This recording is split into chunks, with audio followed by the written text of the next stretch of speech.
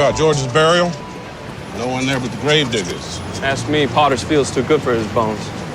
So did you guys hear about the parachuter? Nah. Sutton. You gonna elaborate? Girl, coming to homicide. Parachuting in from Northeast Detectives. What's her inside drag? Dad was Tommy Sutton, died on the job. 81, shot in a traffic stop. Yeah, so who's gonna say no to a fallen hero's daughter wanting to come to homicide? The old Sherman worked Northeast. Maybe he knows her. I already asked. Said she's a looker. Can't hold that against her. Can if she throws it around. Who says she does that? Word I hear? Some type of scandal involving her sergeant. Sexual nature. That's ill-advised. I got a sixth sense on this. This girl's gonna be trouble.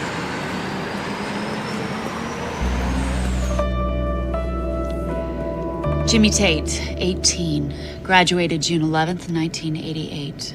Killed outside the school that night. Hit and run. Theory was some drunk kid did it, never came forward. Jimmy's girlfriend, Quinn Ellis, gave birth at the party that night, then left the baby in a trash bin. Did 2 years for reckless endangerment, lost custody, never bounced back. She's been in and out of trouble ever since. Lives in a halfway house in Fairmont. Was she a suspect? No license, no car. She was picked up a few hours later, walking along the parkway in a daze. Well, partial tire impression at the scene was ID'd as a Firestone, new tread. A fairly common brand, but it's something. So who's this guy coming around now telling Claire he's her dad? Maybe just a crank. Someone wants to mess with her mind. Because being thrown away by her parents didn't do that.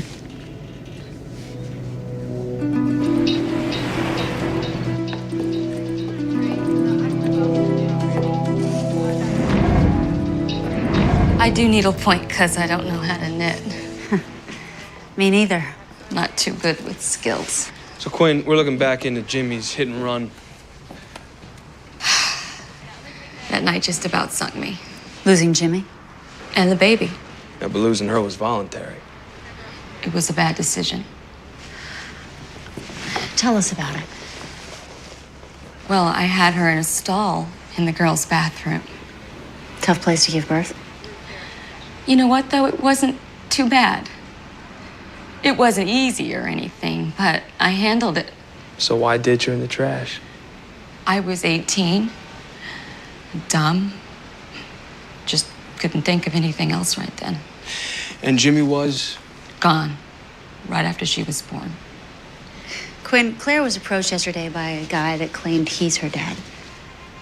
That's crazy. That's mean and crazy. Anyone you could think of would say that? No. Jimmy was my one and only.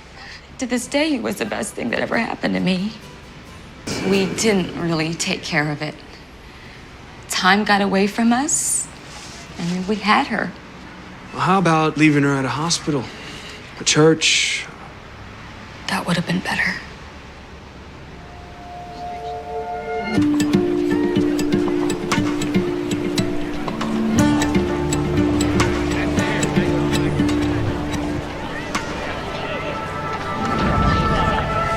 Yeah, I found that baby. It was a head trip.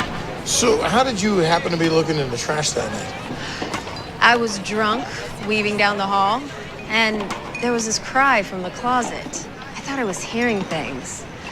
But no, it was a real live baby. See anyone around? I ran back to the party, told everyone. Got around real quick, it was Jimmy and Quinn's.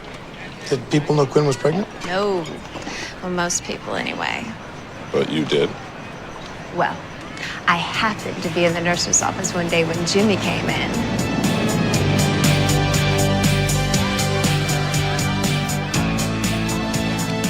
Jimmy!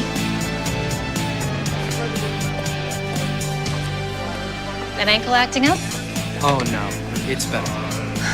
So what can I do for you? Well, I'm in a situation with my girlfriend. Yes? She's, pregnant. Oh. I borrowed some money, $200. We want to take care of it. I just don't know where to go. I see.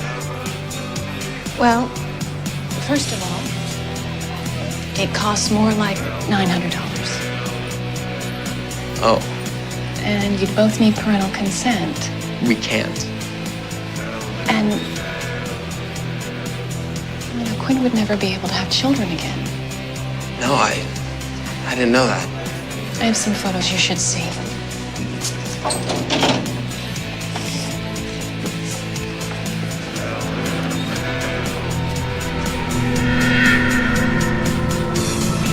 Can you imagine having your legs and arms broken and then suctioned away? Huh? You'd probably scream, just like the babies do. I thought it was early. It was easy. Murder isn't easy. Huh. Well, I guess. Thanks, Nurse Laura.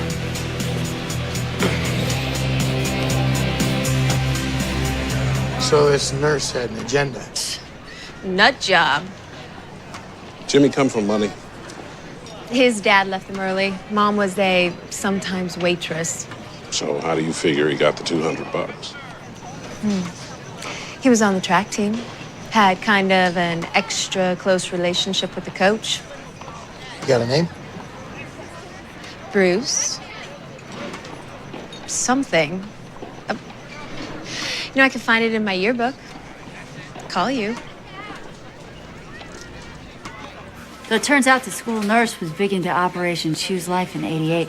And built up a sheet doing it. Laura Graham, 3 arrests, 86, assaulted a patient going into a clinic same year, broke windows at a doctor's office. Strange extracurriculars for a school nurse. And my personal favorite, 1987, ran a doctor off the road after his shift at a women's health center. In her caddy, Cimarron. Firestone tires. Just like the car that killed Jimmy.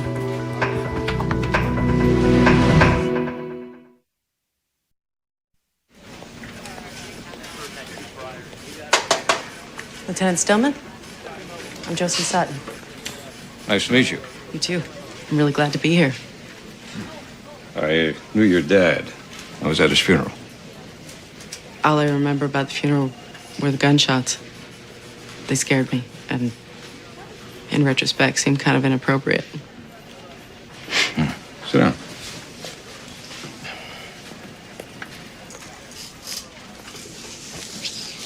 How'd you like it at Northeast? It was fine. Look, I'm sure you know the rumors going around about Sergeant White and you. Yeah? Now, I don't need to know what happened. No. I just don't want trouble here. Me neither. Fair enough. Hey, boss. Scotty Valance, Detective Sutton. Hey, Josie. From Northeast. Yeah. We heard you were coming. Congratulations. Thanks. Did you find that track coach? Wasn't at his last known. Guess his wife tossed him. Going to his workplace now. Why don't you take Sutton with you? Yeah. Sure.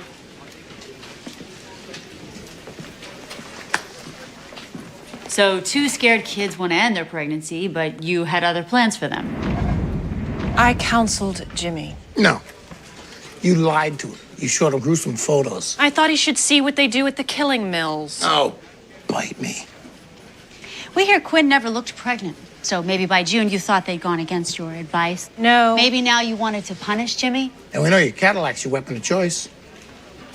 I got through to Jimmy. Right after the holidays, he asked for the name of an obstetrician. So you see, there was no need for punishment. Excuse me. Claire, don't you have school right now? Just American history, who cares? You want your diploma, Claire. I don't like school. So why are you here? He came back. The guy in the van? Yeah, asked me to go with him. You get a good look this time? Yeah, we talked.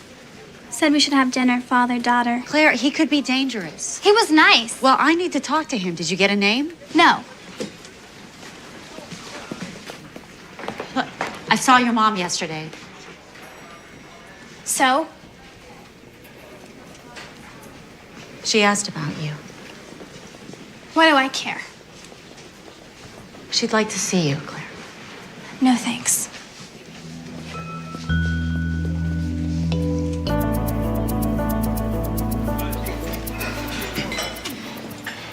Bruce Johnson. Yeah? We're here to talk about Jimmy Tate. Jimmy Tate? Great kid, personality plus. We hear you were kind of a father figure to him. Yeah, I was. He didn't have a real dad. His mom didn't exactly pick up the slack. Something wrong with her? Nice lady, just couldn't handle the basics, you know, wounded bird type. So when Jimmy got into trouble with Quinn, Another wounded bird. you gave him the $200 for the abortion? Yeah. I didn't want to see him throw his life away. Obviously disagreed. Why do you say that? Because he returned the money. Because now they were going to keep the baby? Never mind, a future in track, a free ride to Villanova. He figured, let me get married at 18 instead. I'm guessing you tried to talk him out of it? The boyfriends. I don't know if I'd call them boyfriends. She made the rounds. Was this something you knew or just your opinion? She was oversexed, okay? But how do you know? Some girls just put it on the glass. And you think this is relevant somehow to Jimmy getting killed? Yeah, I do. Because what if he wised up? Huh? What if he told Quinn to beat it? And what if in a female rage with a baby and no man, she just went out and mowed Jimmy down?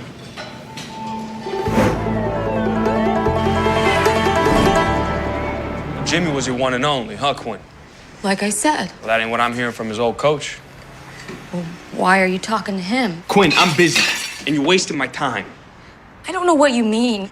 I mean, if you had multiple boyfriends, I got multiple suspects. I didn't. No? The coach is making that up. Hey, Quinn, your daughter's being stalked by some freak who says he's her dad. Now, I know you didn't give a crap about it when you were 18 because you wanted your young, fun life, and a crying baby's a real buzzkill. That's mean. Yeah, but you were 18 then. How about being an adult now and owning up? What do you want to know? Were there other guys? So he broke it off. We weren't going to raise the baby together anymore. What were you gonna do? Jimmy came up with another plan. Found someone to take her. Who? I don't know. That night in the bathroom, he just said, "It's all over," and went to get him. You sure you didn't go looking for Jimmy? No. Because him bailing like that could be seen as motive. Jimmy dying ruined my life. Why would I do that to myself? A lot of people ruin their lives.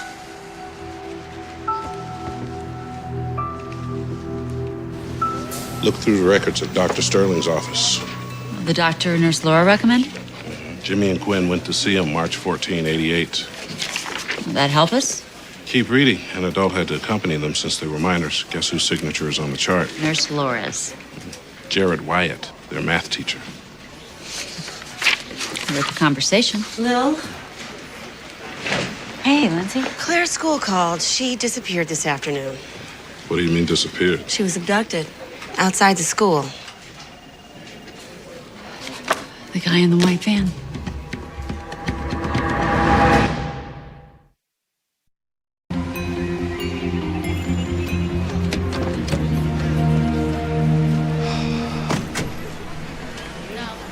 Guess who ain't answering his phone all of a sudden? Track coach. Plus, he owns a white Dodge van. Guy had an unnatural interest in Quinn. Maybe now he's got it for the kid. Hey, I'm Joe Sutton. Yeah. Lily Rush. Hi. He's getting tired of being the only girl on the line. Hey, Vera. We know this dude. Timmy! Where's your index? Oh, yeah, you guys. You seen that white van everyone's talking about? I don't get involved. How about some beer? What brand? You choose. Live it up. Well, yeah, I seen it. Drove alongside this girl walking. When was that? I'd just be guessing, because I don't really keep up with time. Is this guy driving? That's the mug of the man. Yeah. He forced the girl in? Oh, no, Chief. She got in herself. What, like, willingly? Yeah, feet up on the dash, going for a nice spin, voluntary.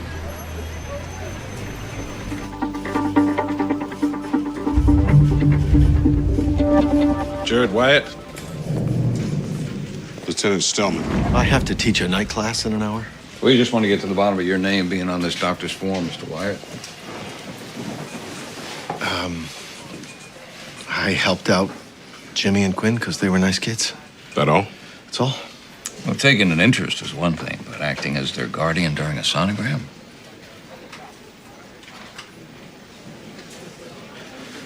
Can I be frank? Please.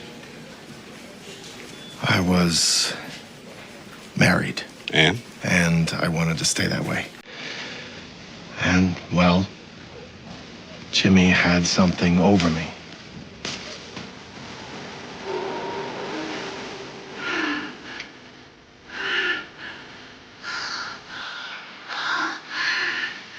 Mr. Wyatt. Whoa. Oh my God. Nurse Laura? Hey, Jimmy. Do something, Jared. Hold on a second. Jimmy? Jimmy! Hey! Jimmy, take it easy now, okay? I'm not gonna say anything. Jimmy, I have a fragile home situation. Yeah, sure. No. This is important.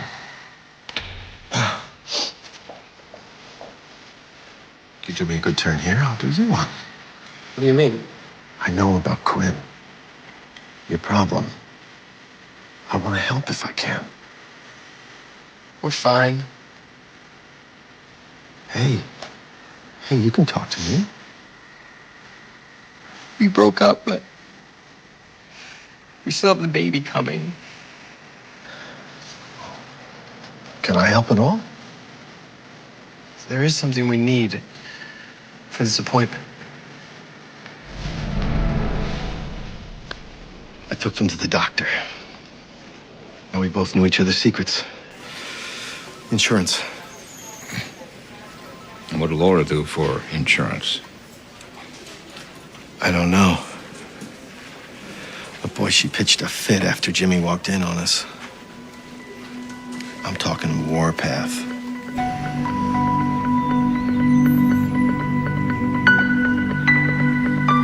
Well, you play like you're all virtue and piety, don't you, Laura? But the truth is, not so much. If you're asking if I was compromised with Jared Wyatt, yes, I was. And Jimmy was witness to this. That's also true. That couldn't have sat well. You had a reputation to uphold. And a job to keep. Look, I know something that could probably be helpful. Talk to Angie Parrington. The girl who found the baby. She was in my office every day. I had to watch her take her medication. What kind of meds? Antipsychotics. What's that got to do with Jimmy? She was obsessed with him. Talked about him nonstop. So, Angie's troubled, okay, but why would she suddenly snap? Because she went off her meds for graduation.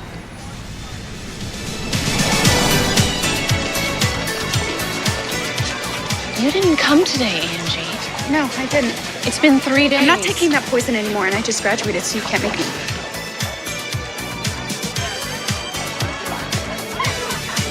Jimmy! I know, I gotta sign your book. No, it's not about that. It's something else, and I know you're gonna like it. Could I find you later? No, Jermaine, I have something for you. Quinn needs me right now. I don't know why you still like Quinn. Angie? She's like nothing. She's like a background girl. No, she's not. She's shy, but you don't know her. Yeah, well, I think she's fat. Jimmy, I'm gonna find you. So, Angie's pretty determined to get Jimmy alone. And she was the kind of girl who got what she wanted. You think she was capable of violence? She quit her meds once before, her sophomore year. Lit a cheerleader's hair on fire at a pep rally.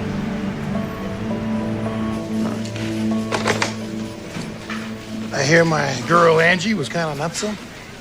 Sorry, man. Easy come, easy go. So has this one pulled anything yet?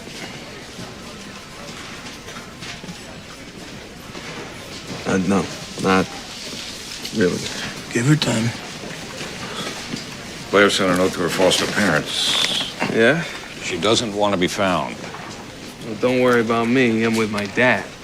Lieutenant, I've been going over new car purchases from June '88. You have? New tread on the tires, new car. That's needle in a haystack territory. But I found something. One of the buyers was Angie Parrington. My Angie, you found the baby? And it was pining for Jimmy. Bought a Corvette on June 10th. The day before Jimmy was killed. Oh, Angie. Say it ain't so.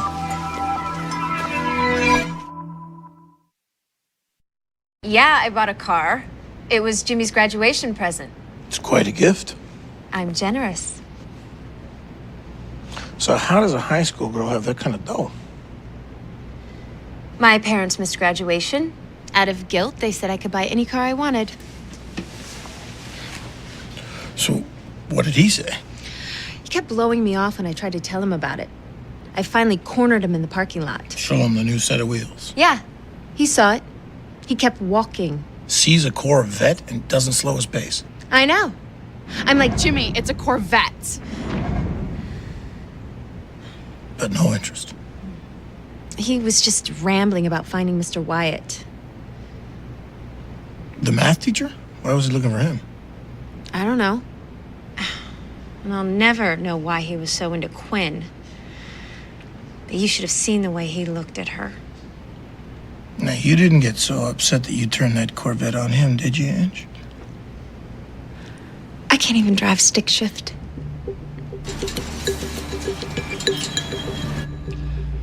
Ever have kids, Jarrett? No, we never did. We've done some looking. Seems you and your wife poured a lot of time and money into trying for a baby. Maybe for a short period. 6 years. Well, we adjusted.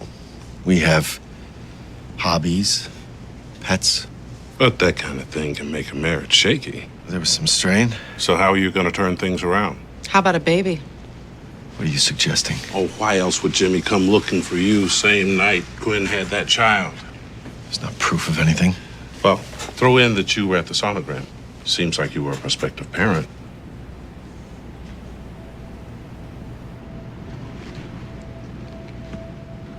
Please.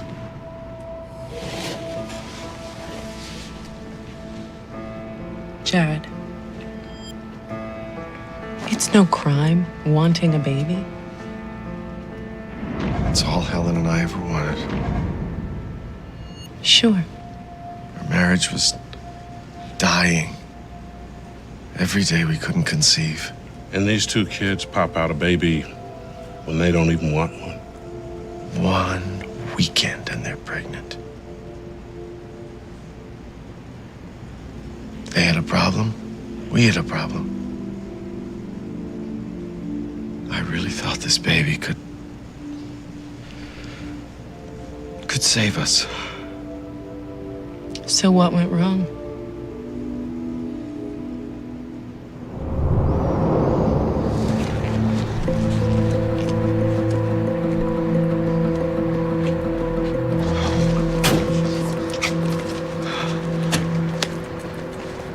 I got the car seat, diapers, formula. I thought of everything.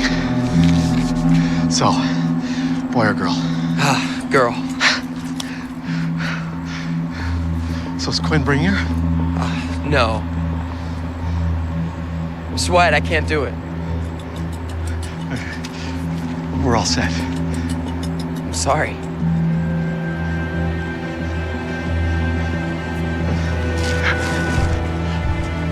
What? Look, I know I'm going back in our plan and I'm sorry about it.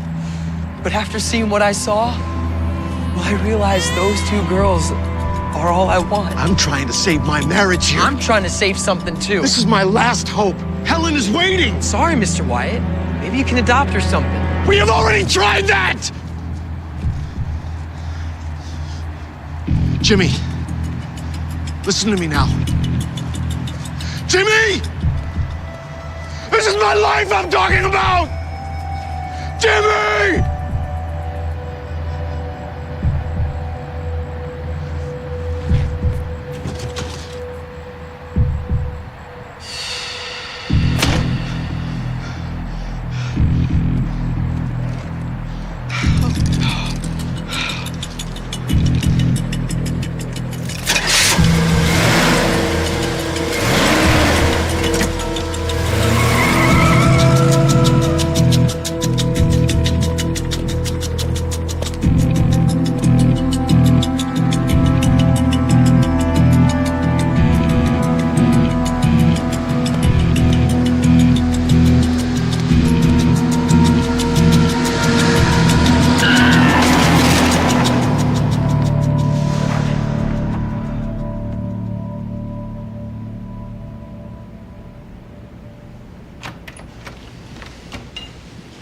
Question document's got an imprint from Claire's note, a phone number.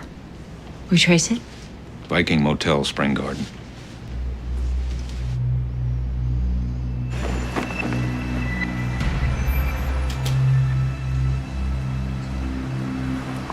There she is.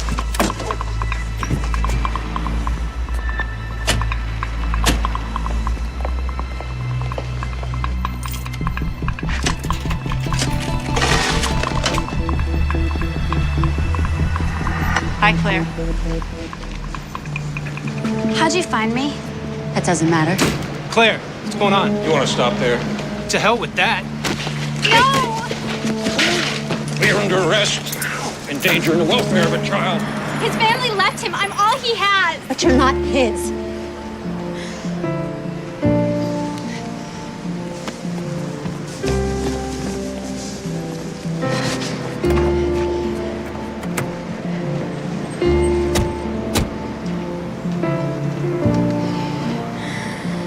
Look at me. We brought your mom. What? She was real worried about you.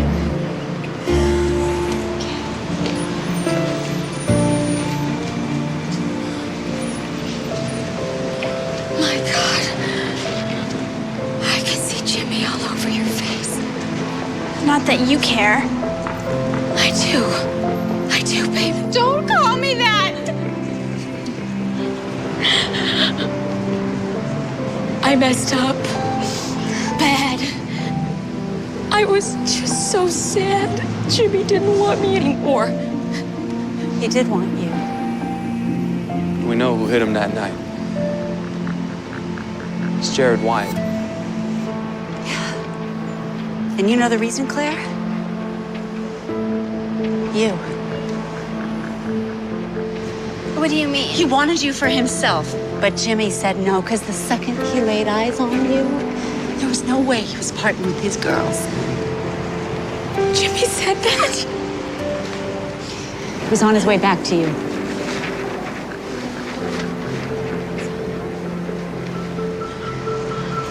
It's all over.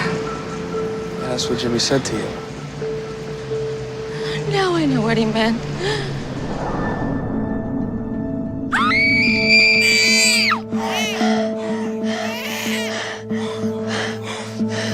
Oh my God. You did it. No. You did. I've never done anything, Jimmy. You just did. You did the most amazing thing. It's a girl.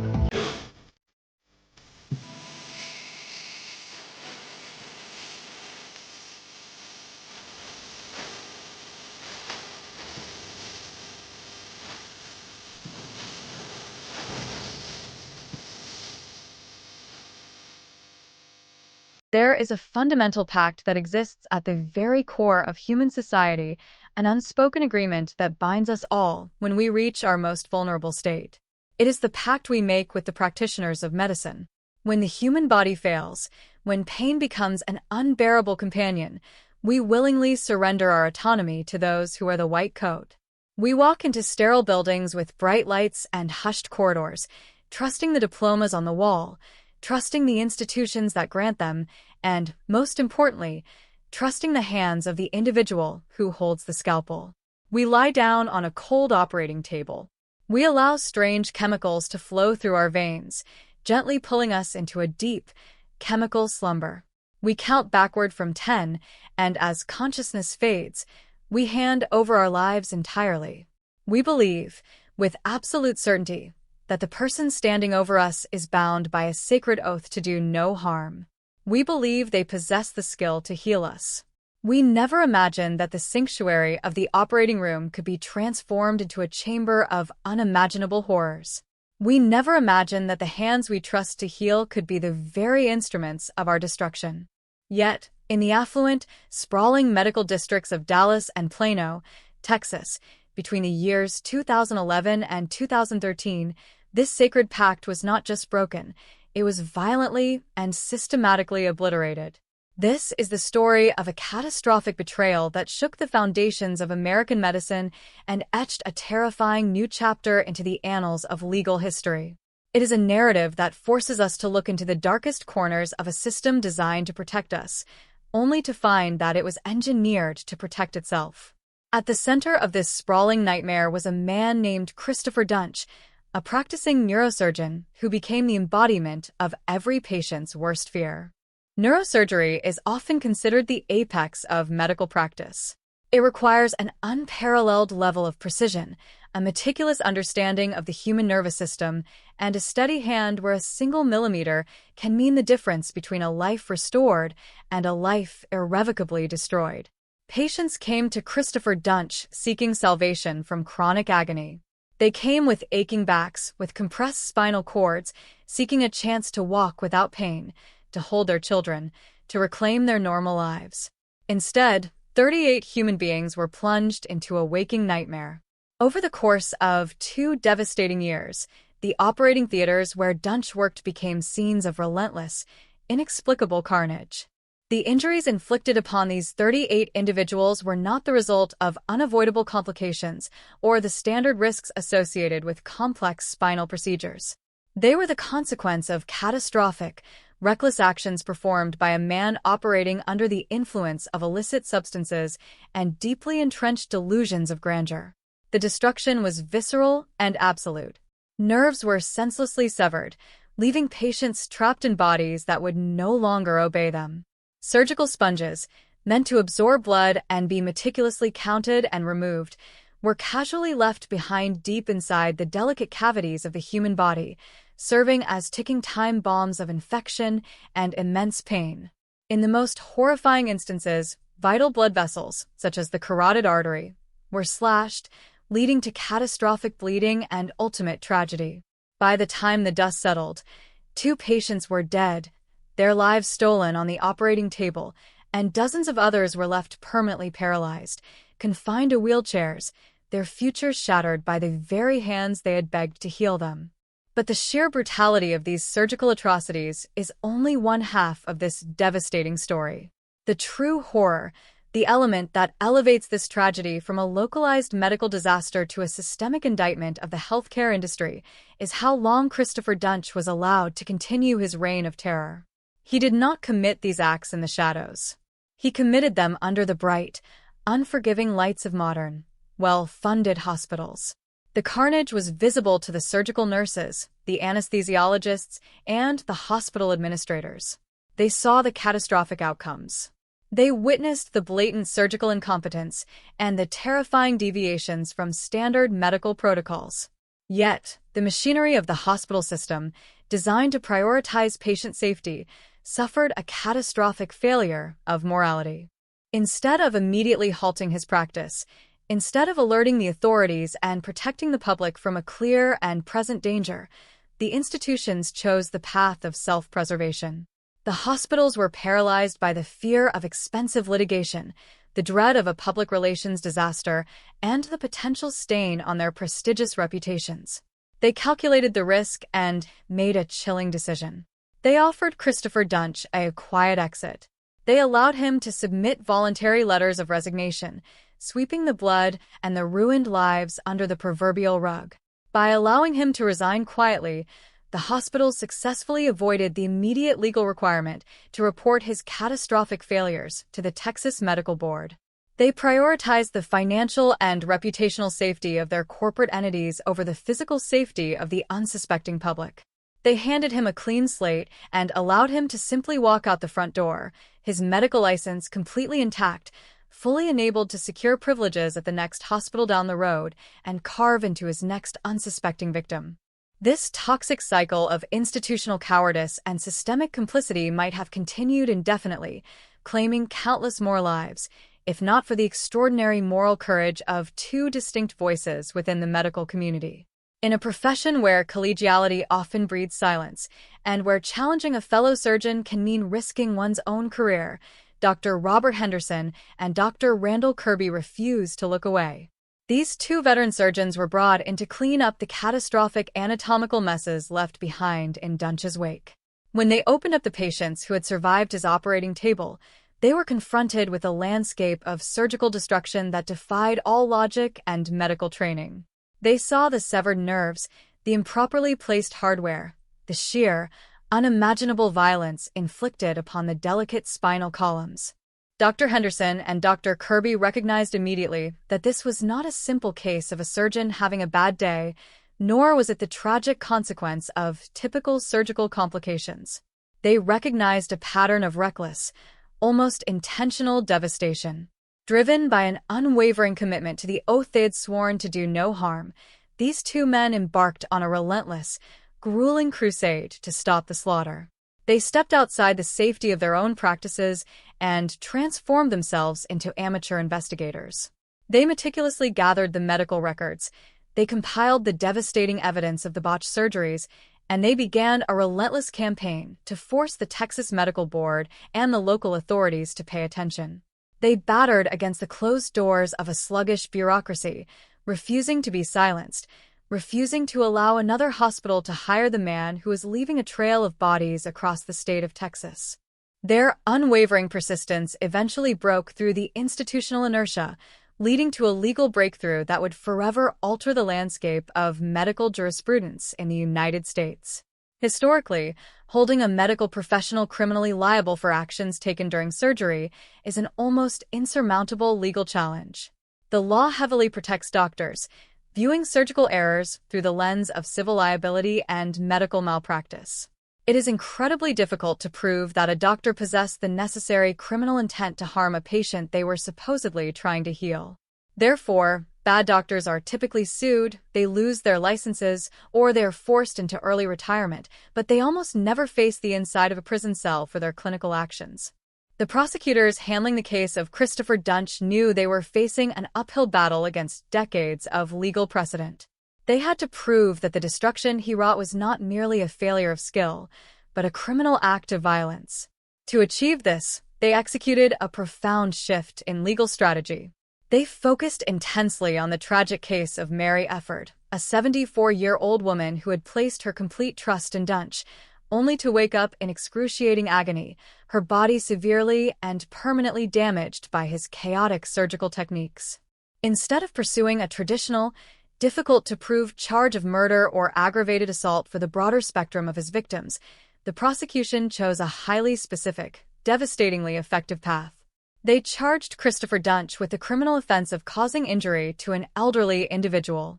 This was a masterstroke of legal ingenuity. By framing the catastrophic surgical injuries inflicted upon Mary Efford as a deliberate, violent assault on a vulnerable, elderly person, they effectively bypassed the traditional protections of medical malpractice.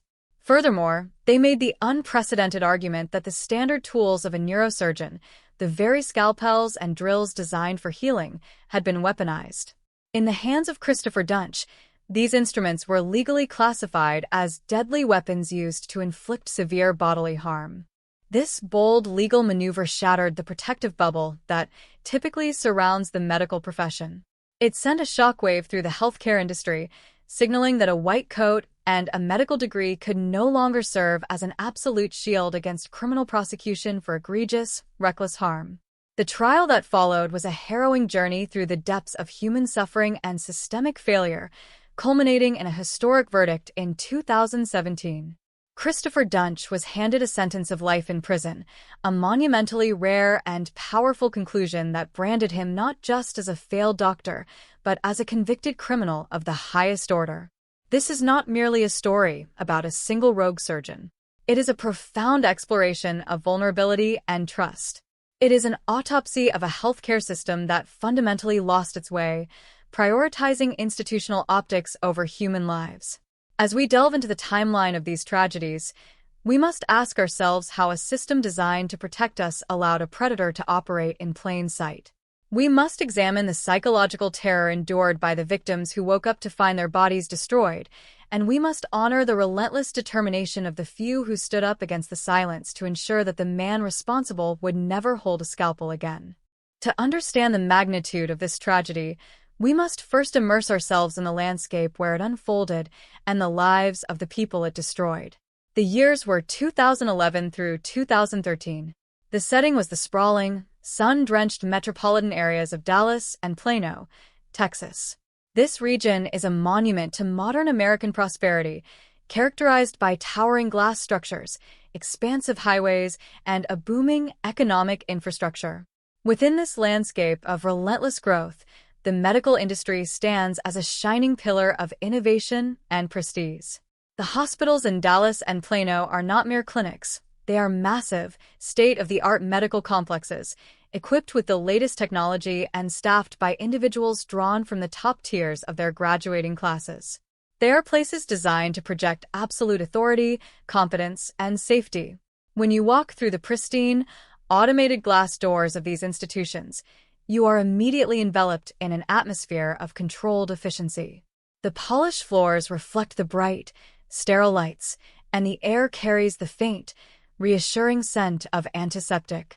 Everything in this environment is meticulously curated to signal to the patient that they have arrived at a sanctuary of healing, a place where science and human compassion converge to perform miracles. It is within this carefully constructed environment of trust that we must consider the perspective of the victims. To understand their vulnerability, we have to examine the specific nature of the affliction that brought them to these hospitals. These were not patients seeking cosmetic enhancements or minor, elective procedures. These were individuals suffering from severe, debilitating spinal issues. Chronic back and neck pain is a unique kind of torment. It is not a localized ache that can be easily ignored or medicated away. The spine is the central highway of the human nervous system, the structural foundation of the entire body. When it is damaged, compressed, or degenerated, the resulting agony radiates through every limb, affecting every single movement. It dictates how you sleep, how you sit, how you walk, and whether you can hold your own grandchild. It is a pain that erodes the spirit, gradually stripping away a person's independence and their fundamental joy in living. Over months and years, this relentless suffering fosters a deep, profound desperation. The people who eventually agree to undergo complex spinal surgery have usually exhausted every other possible option. They have endured physical therapy, injections, and heavy pain management regimens, all to no avail. By the time they are sitting in a neurosurgeon's consultation room, they are emotionally exhausted and deeply vulnerable. They're looking for a savior. Enter Christopher Dunch. To the 38 individuals who would eventually become his victims, he did not appear as a harbinger of death and destruction. He appeared exactly as the savior they so desperately needed. In the highly competitive, ego-driven world of neurosurgery, confidence is an expected and even demanded trait. Patients want a surgeon who is absolutely certain of their own abilities. Dunch possessed a level of charisma and self-assurance that bordered on the hypnotic. He was highly educated, articulate, and carried himself with the swagger of a medical prodigy. He looked patients directly in the eyes and promised them the one thing they wanted most in the world, which was their lives back. He assured them that their complex, agonizing conditions were easily fixable in his capable hands. He painted vivid pictures of a future free from pain, a future where they could return to work, return to their families, and return to normalcy. For a patient drowning in an ocean of chronic agony, this kind of absolute certainty is incredibly intoxicating. It is a lifeline thrown into turbulent waters, and naturally, they grasped onto it with both hands. They had absolutely no reason to suspect that the man sitting across from them, wearing the prestigious white coat and operating within the walls of a highly respected hospital, was fundamentally compromised. The horrifying reality, completely concealed from the desperate patients sitting in his examination rooms, was that Christopher Dunch was a man operating under a cloud of severe substance abuse and profound psychological instability. The data confirms that his actions in the operating room were heavily influenced by illicit substances, creating a chaotic and deeply impaired state of mind.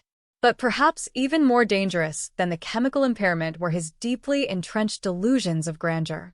He possessed an incredibly distorted view of his own competence, believing himself to be a surgical genius without equal. This toxic combination of drug-induced impairment and pathological arrogance meant that he was completely incapable of acknowledging his own limitations or recognizing the catastrophic errors he was making. He approached the delicate, unforgiving landscape of the human spinal column, not with the meticulous care of a trained professional, but with a reckless, frantic energy. The people who trusted him were not viewed as fragile human lives requiring careful stewardship. They were merely raw material for him to exercise his delusional fantasies of surgical mastery. The tragic intersection of his severe impairment and the patient's absolute vulnerability created the perfect storm for a medical massacre. Among these 38 unsuspecting individuals was a woman named Mary Efford. Her story is paramount, not just because of the immense suffering she endured, but because her specific case would eventually become the linchpin that brought Dunch to justice. In 2012, Mary Efford was 74 years old. She had lived a long, full life, but she was now facing the physical indignities of age and spinal degeneration. She was suffering from severe back pain that severely limited her mobility, making it difficult for her to simply walk or enjoy her daily routines. Despite her age, she possessed a strong will to maintain her independence. She did not want to be a burden on her family, and she did not want to spend her remaining years confined to a chair or a bed. Like so many others, she placed her faith in the medical system of Texas. She sought out a specialist to help her reclaim her mobility. She was referred to Christopher Dunch, who, with his typical bravado, promised her that a routine spinal fusion would alleviate her pain and have her walking normally again. For Mary Efford, a woman in her mid-70s, the decision to undergo surgery was significant. The elderly are inherently more physically vulnerable to the traumas of surgery and the rigors of recovery. Yet, her desire for a pain-free existence outweighed her fears. She trusted the institution that employed him. She trusted the state medical board that licensed him. She believed that a doctor working in a modern hospital had been thoroughly vetted, tested, and proven to be safe. She went into the operating room expecting a standard procedure aimed at improving her quality of life. She had no way of knowing that she was being wheeled into a chamber of horrors and that the man preparing to make the first incision was entirely unfit to hold a scalpel. She represents the ultimate betrayal of the elderly and the vulnerable, individuals who are entirely dependent on the ethical integrity of their caregivers. Mary Efford was just one face in a crowd of 38 victims, a collective of human suffering that defies comprehension. Over the course of 2 years, relentless procession of patients went under anesthesia, trusting in the promise of healing, only to wake up to a reality far worse than the pain they had originally sought to cure. The statistics are chilling and deeply sorrowful. 2 of these individuals never woke up from the catastrophic trauma inflicted upon their bodies. They went into the hospital seeking relief from pain and lost their lives entirely, their futures violently stolen on the operating table due to severed arteries and massive, uncontrolled bleeding. For the others, survival meant waking up to a completely shattered existence. Many of these individuals went into surgery with the ability to walk, albeit with pain, and woke up to find themselves permanently paralyzed. They found that their limbs would no longer respond to their commands, their mobility erased in a matter of hours by a surgeon who carelessly slashed through the delicate nerve pathways of their spinal cords. The devastation extended far beyond the physical realm. The psychological trauma inflicted upon these 38 people is immeasurable. They had to grapple with the agonizing realization that their permanent disabilities were not acts of God, nor were they standard, unavoidable medical complications. They were the direct result of a doctor's reckless, drug-fueled violence and a hospital system that failed to intervene. They had to mourn the loss of their former lives, their careers, their hobbies, and their independence. Spouses became full-time caregivers. Families were forced to shoulder immense emotional and financial burdens. The victims were left trapped in bodies that felt entirely alien and broken, condemned to a lifetime of chronic pain and disability that was far worse than the conditions they originally presented with. The portrait of these victims is a stark reminder of the immense power dynamic that exists in the medical field. When we become patients, we are stripped of our defenses. We are draped in flimsy gowns, placed on narrow tables, and rendered unconscious. We are entirely at the mercy of the surgeon. The 38 individuals in Dallas and Plano did nothing wrong. They followed the rules. They sought professional help for their suffering. They trusted the system.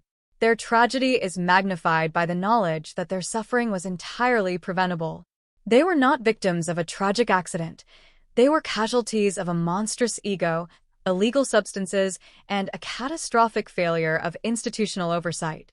As the list of the maimed and the dead continued to grow, the silence from the hospital administrations remained deafening, setting the stage for the horrifying sequence of events that would unfold within the sterile walls of the operating rooms. The operating room is normally a sanctuary of absolute control, precision, and hushed focus, but under Christopher Dunch, it was warped into an arena of sheer chaos and relentless destruction. To trace the timeline of his operations is to witness a cascade of catastrophic failures that defy all conventional medical understanding.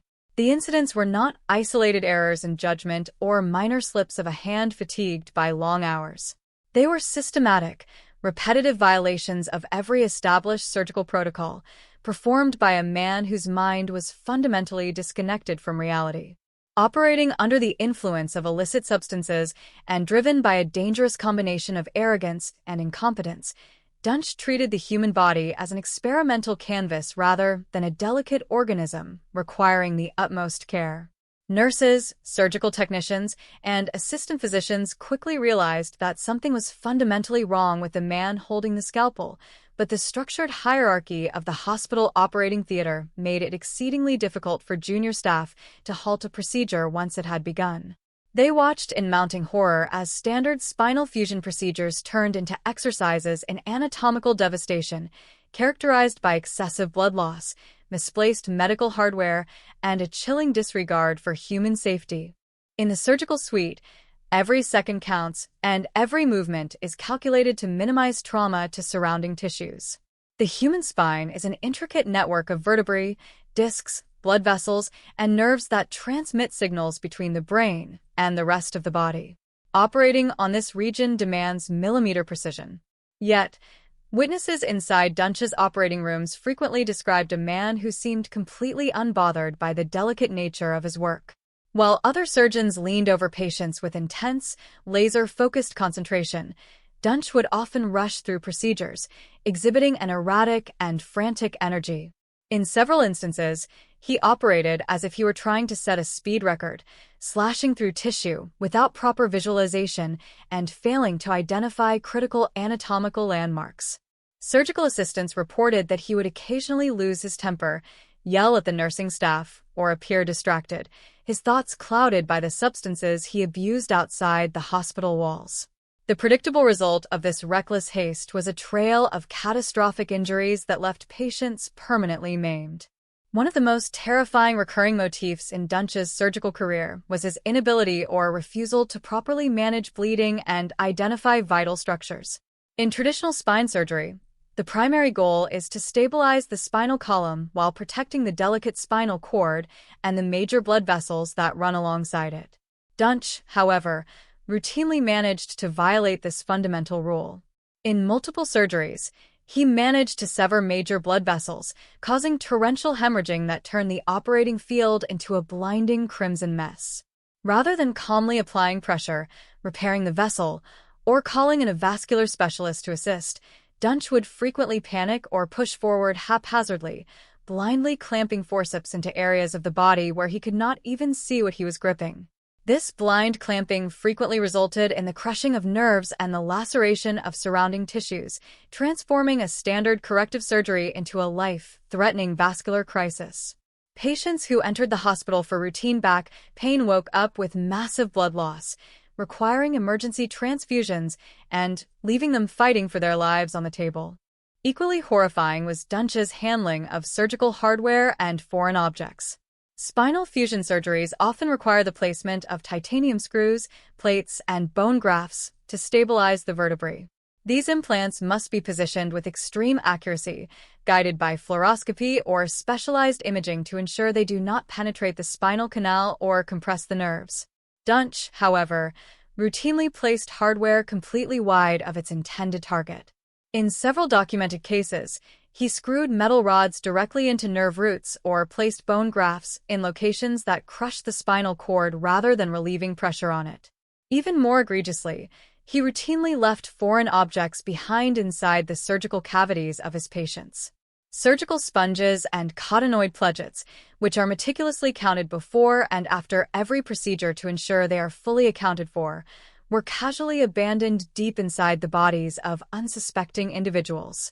These left-behind items acted as foreign bodies that inevitably caused severe, chronic infections, intense inflammation, and agonizing pain that required multiple follow-up surgeries just to remove the debris that Dunch had carelessly sealed inside them. The sheer scale of the destruction became impossible to ignore for the people who worked directly alongside him in the sterile environment of the hospital. Surgical nurses and technicians, who are trained to be the last line of defense for patient safety, were the first to witness the true horror of Dunch's methods. They whispered among themselves in the corridors, sharing stories of disbelief and terror as they cleaned up after his procedures. They watched as patients who were supposed to walk out of the hospital a few days later were instead wheeled out paralyzed or carried out in body bags. Several nurses filed formal incident reports with their hospital administrators, detailing specific instances of gross incompetence, such as Dunch cutting into the wrong part of the spine, ignoring severe hemorrhaging, or operating with a blatant disregard for basic sterile technique. They pleaded with management to intervene, explaining that patients were being actively mutilated on the operating table. Yet, their warnings fell on deaf ears, as corporate hospital structures prioritized protecting the institution's financial and legal liability over listening to the desperate pleas of the nursing staff. The culmination of this reckless reign of terror reached its peak during the surgeries performed in late 2012 and early 2013, where the line between medical error and active malice became razor-thin. Every single operation Dunch performed during this period seemed to carry a guarantee of permanent injury or death. Patients who trusted him with their lives were systematically robbed of their mobility, their independence, and their dignity. The stories of these operating room disasters began to accumulate, forming a dense dossier of professional negligence and anatomical carnage. The physical evidence left inside the bodies of these 38 victims was undeniable, pointing directly to a surgeon who was completely divorced from the standards of medical ethics and human empathy. The operating rooms that should have been spaces of healing had been transformed into chambers of irreversible trauma, setting the stage for a desperate, underground resistance led by a handful of brave colleagues who decided that they could no longer remain silent in the face of such overwhelming devastation. While the hospital administration chose to look the other way, wrapped in a protective cocoon of corporate self-interest and legal anxiety, a very different kind of reckoning was quietly taking shape in the shadows of the medical community. The true horror of what Christopher Dunch was doing could not be forever contained within the sterile walls of the operating suites, nor could it be permanently buried beneath a stack of quiet voluntary resignations. The silence enforced by hospital executives was finally broken not by the corporate legal teams, but by two veteran spine surgeons who found themselves tasked with cleaning up the anatomical wreckage left behind in Dunch's wake. These two men, Dr. Robert Henderson and Dr. Randall Kirby, stood as the ultimate moral barrier against a system that had completely lost its compass. They did not know each other well at first, but they shared an unyielding dedication to the ethical foundations of their profession, an absolute refusal to let professional courtesy stand in the way of human life. When the shattered bodies of Dunch's former patients began to land on their operating tables for revision surgeries, they were confronted with a landscape of destruction that forced them to embark on an exhaustive, grueling crusade for justice. The investigation began out of sheer professional disbelief. When Dr. Henderson first opened up a patient who had previously been operated on by Dunch, he expected to see standard surgical complications, perhaps a misplaced screw or a fusion that had failed to take. Instead, what he found inside the patient's spinal canal defied all logic and training. It looked less like a medical procedure and more like a violent assault with a blunt instrument. Vital nerve roots had been completely severed, bone had been left compressing the spinal cord, and massive amounts of scar tissue had formed because the delicate neural structures had been left completely exposed and traumatized. Henderson, a seasoned neurosurgeon with decades of experience, was physically sickened by what he saw. He realized immediately that this was not a matter of a doctor having a bad day or struggling with a difficult anatomy. This was a pattern of profound, reckless incompetence that pointed to a surgeon who either did not know the basics of human anatomy or simply did not care. As Henderson began to ask questions and review the records of other patients who had passed through Dunch's hands, he discovered a horrifying trend. He reached out to Dr. Randall Kirby, another respected surgeon in the Dallas medical community who had also encountered the devastating aftermath of Dunch's surgeries. Kirby was known for his fiery temperament and his fierce advocacy for patient safety, and upon seeing the destruction, his initial disbelief quickly curdled into cold, driving fury. Together, Henderson and Kirby formed an unlikely but formidable investigative partnership. They realized that the hospital administrations were actively covering up the scale of the disaster, treating the mutilated bodies as mere collateral damage in a corporate game of risk management. If the medical establishment refused to act, Henderson and Kirby decided that they would take matters into their own hands.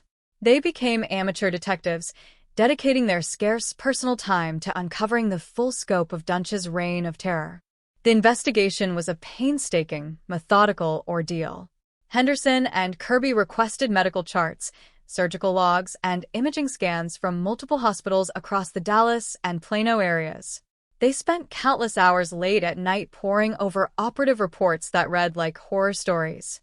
They cross-referenced dates, symptoms, and surgical notes, building an airtight body of evidence that mapped out every single blunder, every severed nerve, and every unnecessary tragedy. They noted how Dunch routinely ignored standard safety protocols, how he operated without proper visualization, and how he lied to his patients about the outcomes of their procedures. With every new medical chart they unlocked, the picture became clearer and more terrifying. They were not dealing with a rogue doctor who made occasional mistakes. They were looking at a relentless campaign of surgical destruction executed by a man who was completely detached from reality and heavily impaired by substance abuse. Armed with their meticulously compiled dossier of evidence, Henderson and Kirby attempted to do what the hospital administrators should have done months prior. They marched directly to the Texas Medical Board, the regulatory body responsible for licensing and disciplining physicians in the state. They laid out the horrifying evidence, presenting case after case of permanent paralysis and wrongful death, pleading with the board to immediately revoke Dunch's medical license before he could carve into another human being. They expected the board, whose primary mandate is public protection, to act swiftly and decisively. Instead, they hit a brick wall of bureaucratic inertia and procedural sluggishness. The medical board moved at a glacial pace, bogged down by red tape, legal hurdles, and a cautious approach that seemed far more concerned with protecting a doctor's due process rights than with protecting the lives of innocent citizens. Month after month ticked by, and while the board deliberated, Dunch continued to find ways to maneuver through the healthcare system, attempting to secure privileges at other facilities. Frustrated and deeply disillusioned by the sluggishness of the regulatory agency, Henderson and Kirby realized that administrative channels were failing them. The medical board was simply not equipped or willing to treat this as the acute criminal emergency that it clearly was. Recognizing that traditional medical oversight had completely broken down, the two surgeons made a bold, unprecedented pivot. They decided to bypass the medical board entirely and take their evidence straight to the criminal justice system. They reached out to the Dallas County District Attorney's Office, carrying their heavy boxes of medical records, surgical logs, and anatomical photographs directly to the desks of prosecutors. This was a radical step, an almost unheard of action in a professional culture where doctors are fiercely protective of their own and rarely, if ever, invite law enforcement to investigate clinical outcomes. When the prosecutors first looked at the files brought in by Henderson and Kirby, they were confronted with a massive legal dilemma. American jurisprudence had established a deep, protective barrier around the practice of medicine. For generations, surgical errors, no matter how catastrophic, were treated strictly as matters of civil liability and medical malpractice. Prosecutors warned the surgeons that proving criminal intent in an operating room was an uphill battle that had almost never been successfully fought in the history of the state.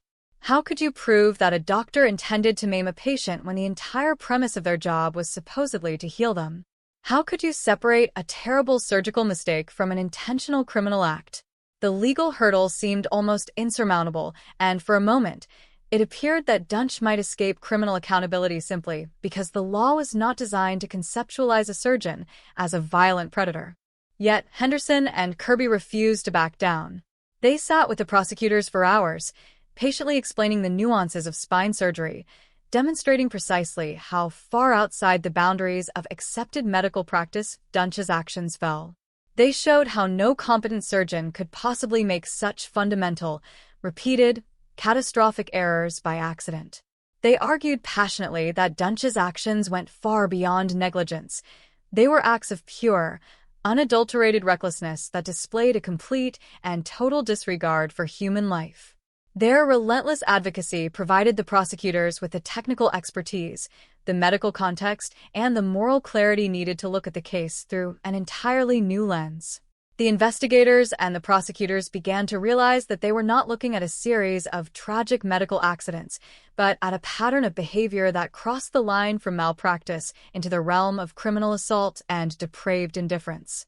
The turning point in the investigation came when the prosecutors shifted their focus away from the difficult terrain of proving murder for every single victim and instead zeroed in on a specific, undeniable act of cruelty that could shatter the traditional legal protections of the medical profession.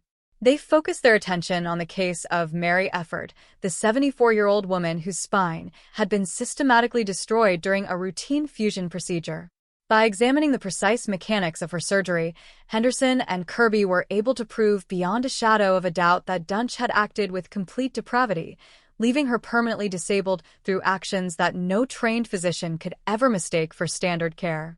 This specific case became the cornerstone of a revolutionary legal strategy, transforming a mountain of confusing medical files into a clear, devastating narrative of criminal culpability.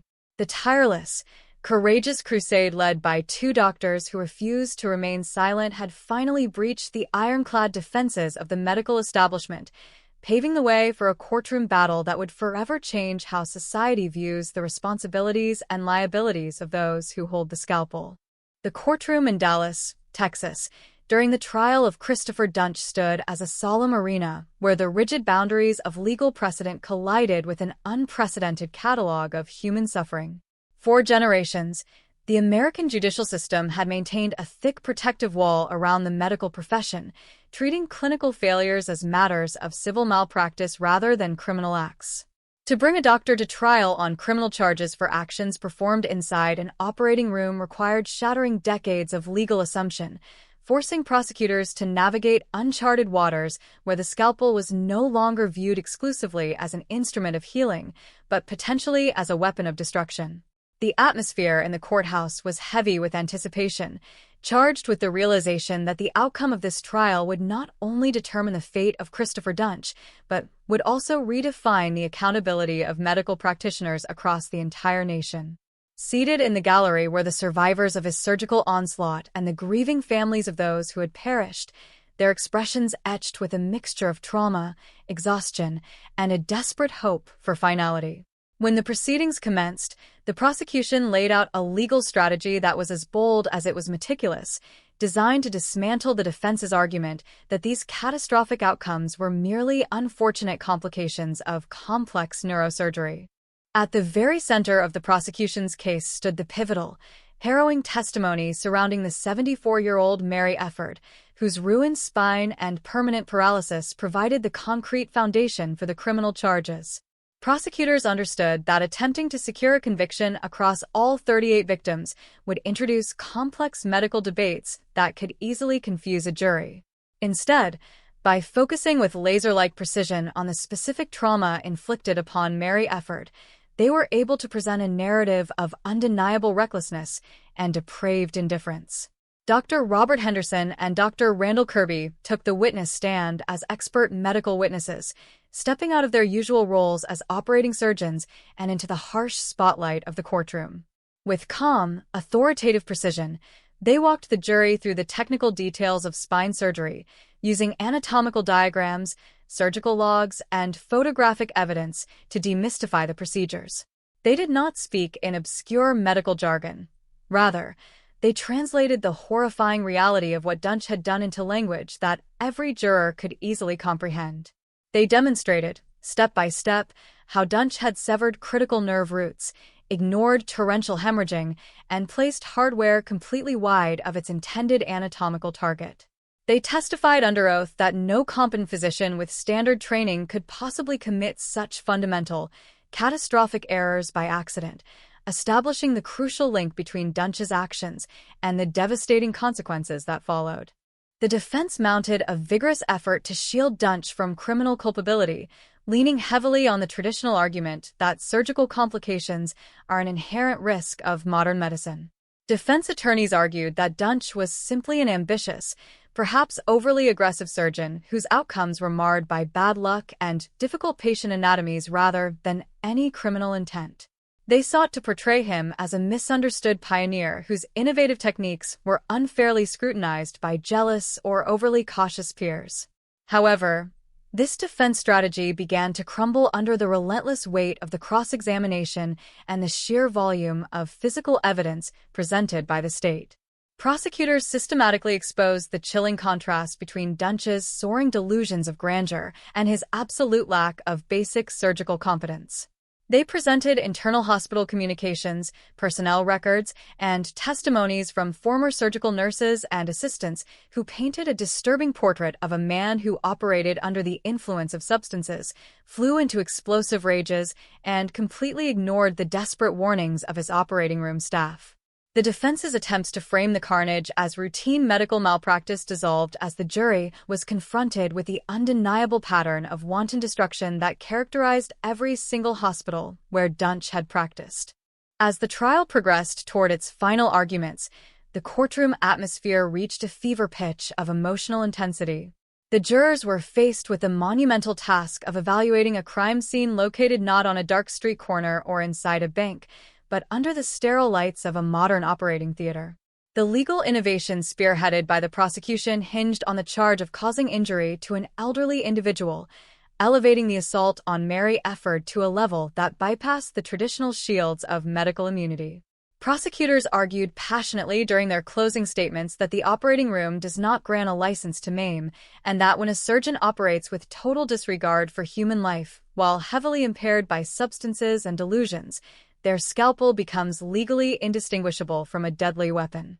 They reminded the jury of the victims who woke up from anesthesia trapped in paralyzed bodies, and of the families whose lives were forever fractured by preventable tragedy.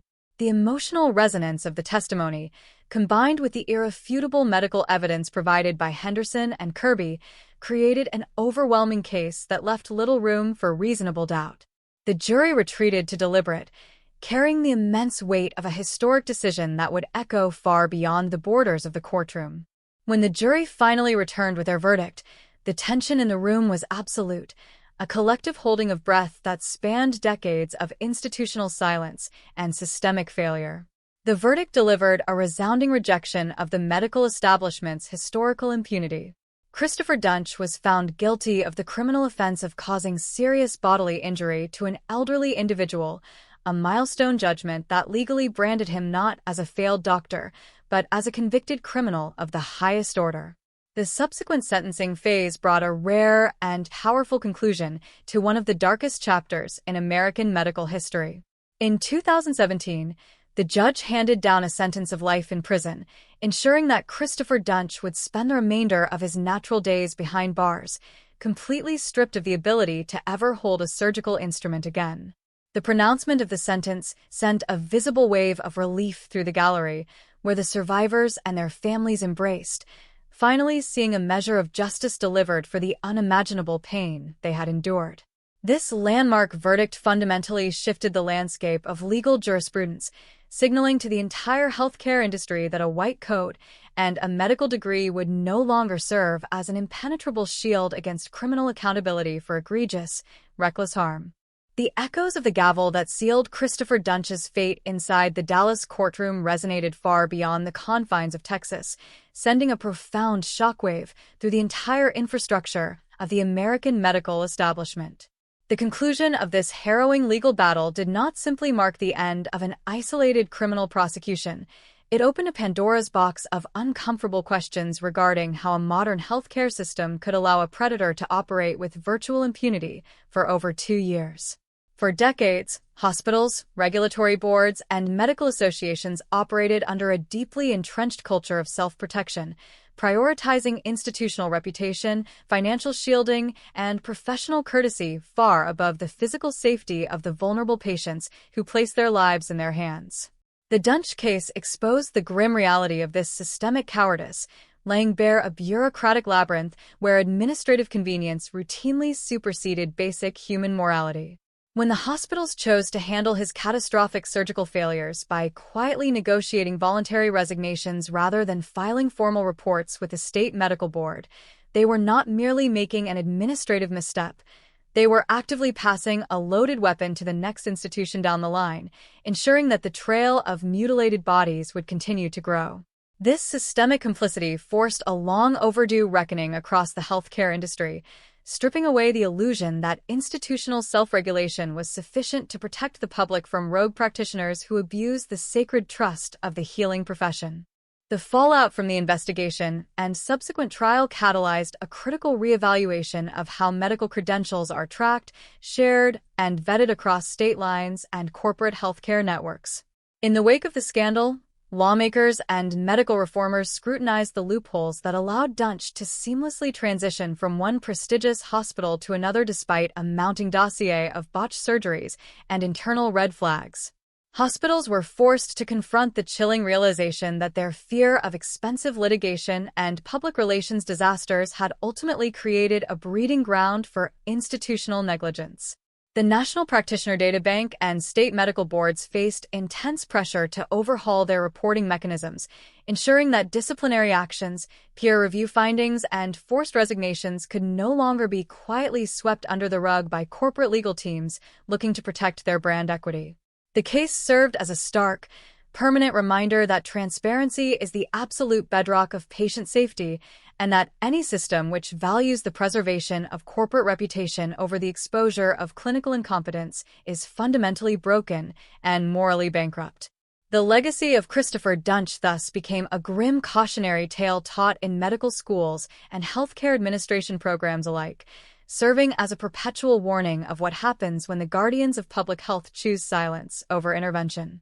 Yet, amidst the sprawling institutional failures and the complex legal precedents, the truest and most enduring gravity of this tragedy rests forever upon the shoulders of the victims and their families. The 38 individuals who crossed paths with Christopher Dunch bore a burden of suffering that no legal verdict or prison sentence could ever truly erase. For Mary Efford and the dozens of others who survived his operating tables, life was permanently fractured, transformed into a daily struggle against chronic pain, profound physical disability, and the lingering psychological trauma of knowing that their bodies had been violated in a place meant to offer sanctuary and healing.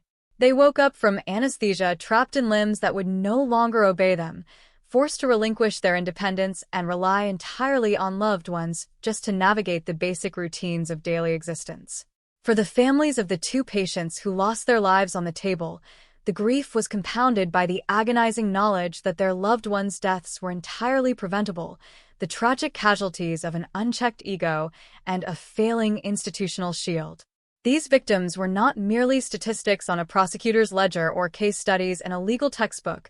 They were human beings, mothers, fathers, grandparents, and workers who trusted the system and paid an unimaginable price for its structural decay.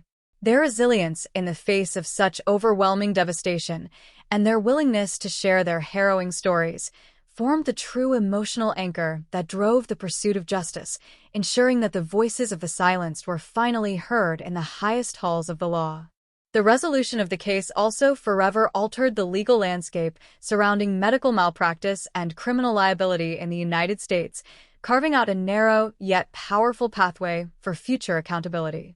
By successfully prosecuting Dunch under criminal statutes traditionally reserved for violent offenders and utilizing the legal classification of surgical instruments as deadly weapons when wielded with reckless depravity, the prosecutors shattered the long-standing legal immunity that shielded bad doctors behind the walls of civil malpractice.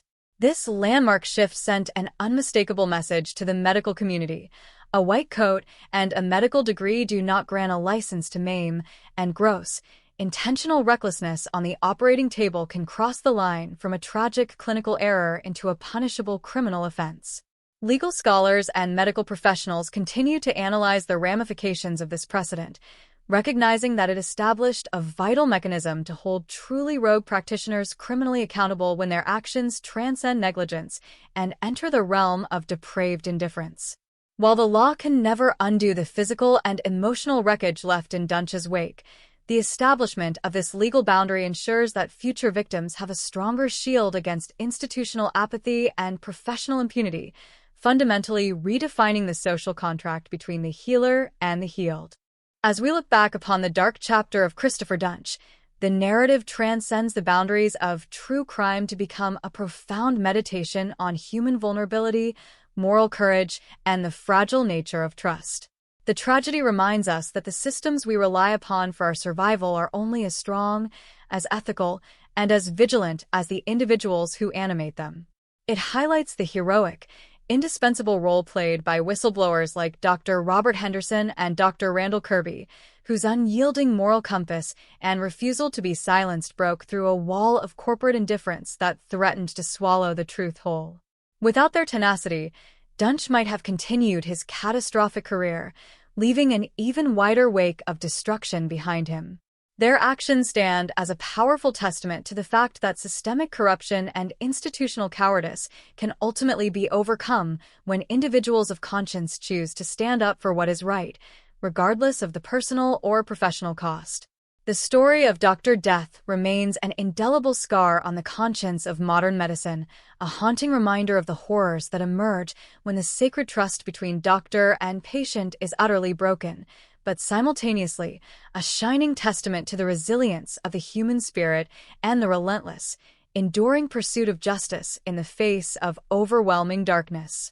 The final chapter of this profound medical tragedy requires us to reflect deeply upon the enduring lessons left in the wake of Christopher Dunch's devastating actions and the monumental legal battle that finally brought him to justice. When we step back and examine the totality of the narrative, from the glittering, high-tech medical corridors of Dallas and Plano to the sterile, tense atmosphere of the courtroom, we are forced to confront uncomfortable truths about the vulnerabilities inherent in modern society. We live in an era of unprecedented scientific advancement, where medical technology can achieve feats that would have seemed miraculous just a century ago. We place absolute faith in these advancements, trusting that the institutions housing them are governed by rigorous standards, strict oversight, and an unyielding commitment to human safety. Yet, the story of the surgeon known as Dr. Death demonstrates with terrifying clarity that advanced technology and prestigious institutional titles mean very little if the human beings wielding them abandon their ethical foundations, and if the systems surrounding them prioritize corporate self-preservation over the protection of human life. The 38 patients who entered Dunch's operating rooms did so under the assumption that they were protected by a sophisticated safety net of peer review, regulatory monitoring, and professional ethics, only to discover too late that this net had massive, fatal holes through which a dangerous predator could easily slip. The responsibility for this tragedy does not rest solely on the shoulders of one man, regardless of how impaired, arrogant, or reckless he may have been. Christopher Dunch operated within a broader ecosystem of institutional silence, a corporate healthcare culture that chose to look the other way rather than confront an uncomfortable crisis. The hospitals that allowed him to quietly resign rather than filing formal reports with the Texas Medical Board were active participants in a system of moral cowardice. By treating his catastrophic surgical failures as a liability to be managed, minimized, and swept under the rug rather than a public safety emergency to be exposed and stopped, these institutions enabled him to carry his reign of terror from one facility to another. This systemic failure serves as a harsh indictment of corporate healthcare structures that value public relations, brand equity, and financial bottom lines far above the physical well-being of the patients they are chartered to serve. The lessons learned from this institutional failure must serve as a permanent warning to hospital administrators and healthcare executives everywhere. Silence in the face of incompetence is not neutrality. It is complicity. Protecting a brand at the expense of human lives is an unforgivable betrayal of the medical oath, and any system that allows bad actors to quietly exit through the back door without consequence is fundamentally broken and in desperate need of reform. Yet, even in the darkest chapters of this harrowing saga, the narrative also illuminates the extraordinary power of individual moral courage and the difference that a few resolute voices can make against an overwhelming wall of institutional apathy. If not for the relentless determination of Dr. Robert Henderson and Dr. Randall Kirby, Christopher Dunch might never have been stopped. These two veteran surgeons did not have to step outside their comfort zones, nor did they have to endure the grueling, thankless task of collecting medical records, investigating operative reports, and fighting an uphill battle against a sluggish regulatory bureaucracy. They could easily have remained silent, focusing on their own practices and looking away from the wreckage left in Dunch's wake, just as so many others had done. Instead, they chose a path of profound professional integrity and deep human empathy. They recognized that the silence of the medical community was a betrayal of everything their profession stood for, and they refused to let corporate fear dictate their ethics.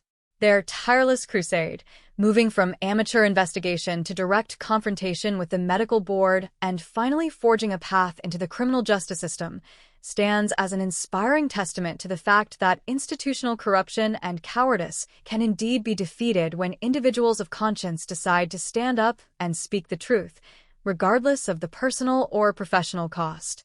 Furthermore, the legal precedent forged during the prosecution of Christopher Dunch has fundamentally altered the landscape of medical jurisprudence in the United States, creating a powerful mechanism for accountability that will protect patients for generations to come. By successfully bridging the wide gap between civil medical malpractice and criminal liability, the prosecutors shattered the historical untouchability that bad doctors enjoyed behind the shield of professional privilege. The landmark decision to treat the operating room not as a zone of absolute immunity, but as a potential crime scene when a surgeon acts with gross, reckless depravity, sent an unmistakable shockwave through the entire medical industry. It established a vital legal boundary, making it clear that a white coat and an advanced degree do not grant a license to maim or kill with impunity. This legal evolution ensures that future prosecutors have the conceptual tools and the judicial precedent necessary to hold rogue practitioners criminally accountable when their actions transcend mere negligence and enter the realm of wanton destruction. While no court ruling or prison sentence can ever undo the immense physical and emotional trauma inflicted upon the victims, the establishment of this accountability offers a profound sense of vindication and ensures that the legal system stands firmly on the side of the vulnerable rather than the powerful. As we bring this comprehensive exploration to a close, our thoughts must return where they rightfully belong, which is to the 38 individuals whose lives were forever altered by this unprecedented medical nightmare. For Mary Efford and the many others who survived Dunch's operating tables, the road to healing has been long, painful, and fraught with ongoing physical and emotional challenges. They bore a burden of permanent disability, chronic pain, and profound psychological scars, robbed of their mobility and independence through no fault of their own. For the families of the two patients who lost their lives, the grief of losing a loved one under such bizarre and horrifying circumstances remains an open wound, a constant reminder of a preventable tragedy. Yet, despite the immense suffering they endured, these victims and their families displayed an extraordinary resilience. They shared their stories, they stood bravely through the agonizing legal proceedings, and they became the driving force behind a movement for systemic change. Their courage transformed their personal tragedies into a powerful catalyst for national reform, ensuring that their voices echoed far beyond the courtroom walls. The story of Christopher Dunch is ultimately a haunting reminder of the delicate, fragile nature of trust. It forces us to acknowledge that the institutions we rely on for our survival are deeply human and therefore susceptible to failure, greed, and denial. But it is also a powerful testament to the resilience of the human spirit, the vital importance of professional ethics, and the unyielding pursuit of justice in the face of overwhelming darkness. The legacy of Dr. Death will forever remain a dark scar on the conscience of modern medicine, a permanent warning of the horrors that emerge when the sacred bond between the healer and the healed is broken. Yet, it also stands as a shining beacon of hope, proving that when the systems built to protect us fail, the courage of individuals can rise up to pierce the silence, dismantle the walls of institutional impunity, and ensure that justice ultimately prevails. The final and absolute conclusion of this comprehensive narrative brings us to a quiet, reflective stillness, far away from the glaring lights of the operating theaters and the tense drama of the courtroom. When the last legal brief has been filed, when the media spotlights have faded, and when Christopher Dunch is left to serve his remaining days within the secure confines of a prison cell, society is left to gaze upon the profound ripples of a disaster that should never have been possible. The case of Dr. Death forces us to look past the clinical sterilization of modern medicine and confront the raw, uncomfortable vulnerabilities of the human condition. Every single day, millions of people walk into hospitals across the world, placing their bodies, their minds, and their futures into the hands of strangers wearing white coats. We do this because we must, because the pain of illness or injury leaves us with no other viable path, and because we hold an inherent, foundational belief that the medical profession is anchored by an unbreakable ethical code. We trust that the oath to do no harm is not merely a ceremonial tradition recited at graduation ceremonies, but a living, breathing mandate that governs every single action taken behind the closed doors of the surgical suite. When that sacred trust is violently shattered, as it was in Dallas and Plano between 2011 and 2013, the shockwave reverberates through the very core of our social fabric, shaking our confidence in the institutions designed to protect and heal us. The weight of this tragedy rests heaviest upon those whose lives were irreversibly altered by the actions of a single, deeply disturbed individual operating within a profoundly flawed system. The 38 patients who became the victims of Christopher Dunch did not ask to be part of a historical legal precedent, nor did they wish to become symbols of institutional failure. They were simply human beings seeking relief from physical agony, hoping to regain their mobility, their independence, and the simple joys of a normal, pain-free existence. Instead, they were subjected to a level of anatomical devastation that defies comprehension, waking up from routine procedures to find themselves permanently paralyzed, chronically tormented by pain, or, in the tragic cases of the two individuals who perished, robbed their very lives on the operating table. The physical scars they carry are matched only by the deep, psychological trauma of knowing that their suffering was entirely preventable. They had to endure the agonizing realization that the hospitals they trusted to safeguard their health chose instead to protect corporate reputations and legal liability, allowing a dangerous predator to walk out the front door with a clean slate and a fully intact medical license. Yet, despite the magnitude of their losses, these victims demonstrated an awe-inspiring resilience, standing bravely as witnesses, sharing their harrowing stories, and refusing to allow their experiences to be swept under the proverbial rug. Their quiet strength and unwavering determination transformed their personal tragedies into an unstoppable force for systemic accountability, ensuring that their voices ultimately broke through the wall of corporate silence. Equally significant in this sweeping narrative is the profound moral courage displayed by Dr. Robert Henderson and Dr. Randall Kirby, the two veteran surgeons who stepped out of the comfort of their own practices to become the ultimate guardians of patient safety. In a professional culture historically dominated by code silences, institutional self-protection, and an intense reluctance to criticize peers, Henderson and Kirby made the courageous decision to look closer at the catastrophic surgical messes left in Dunch's wake. They did not have to take on the exhausting, thankless burden of amateur investigation, compiling medical charts, tracking down operative reports, and fighting an uphill battle against a sluggish, bureaucratic medical board. They could easily have turned a blind eye, protecting their own careers and avoiding the bitter hostility of the medical establishment. Instead, they listened to their collective conscience, recognizing that remaining silent in the face of such overwhelming devastation would make them complicit in the ongoing slaughter. Their relentless crusade, which ultimately bridged the wide gap between medical malpractice and criminal prosecution, stands as a monumental reminder of what can be achieved when individuals of unyielding integrity refuse to surrender to institutional apathy.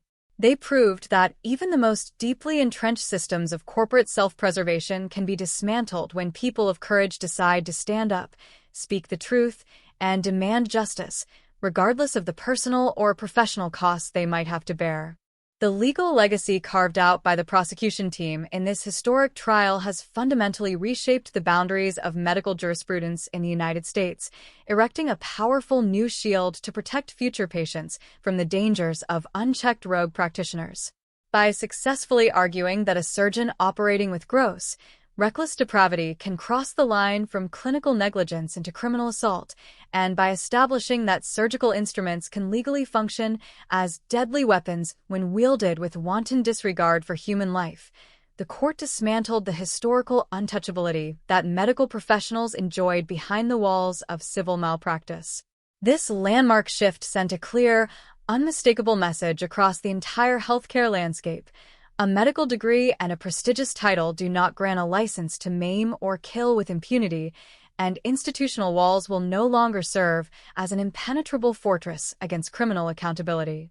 While no legal verdict, financial settlement, or prison sentence can ever truly restore what was stolen from the victims, the establishment of this vital legal precedent ensures that future prosecutors have the necessary tools to hold bad actors fully accountable, forever altering the social contract between the healer and the healed.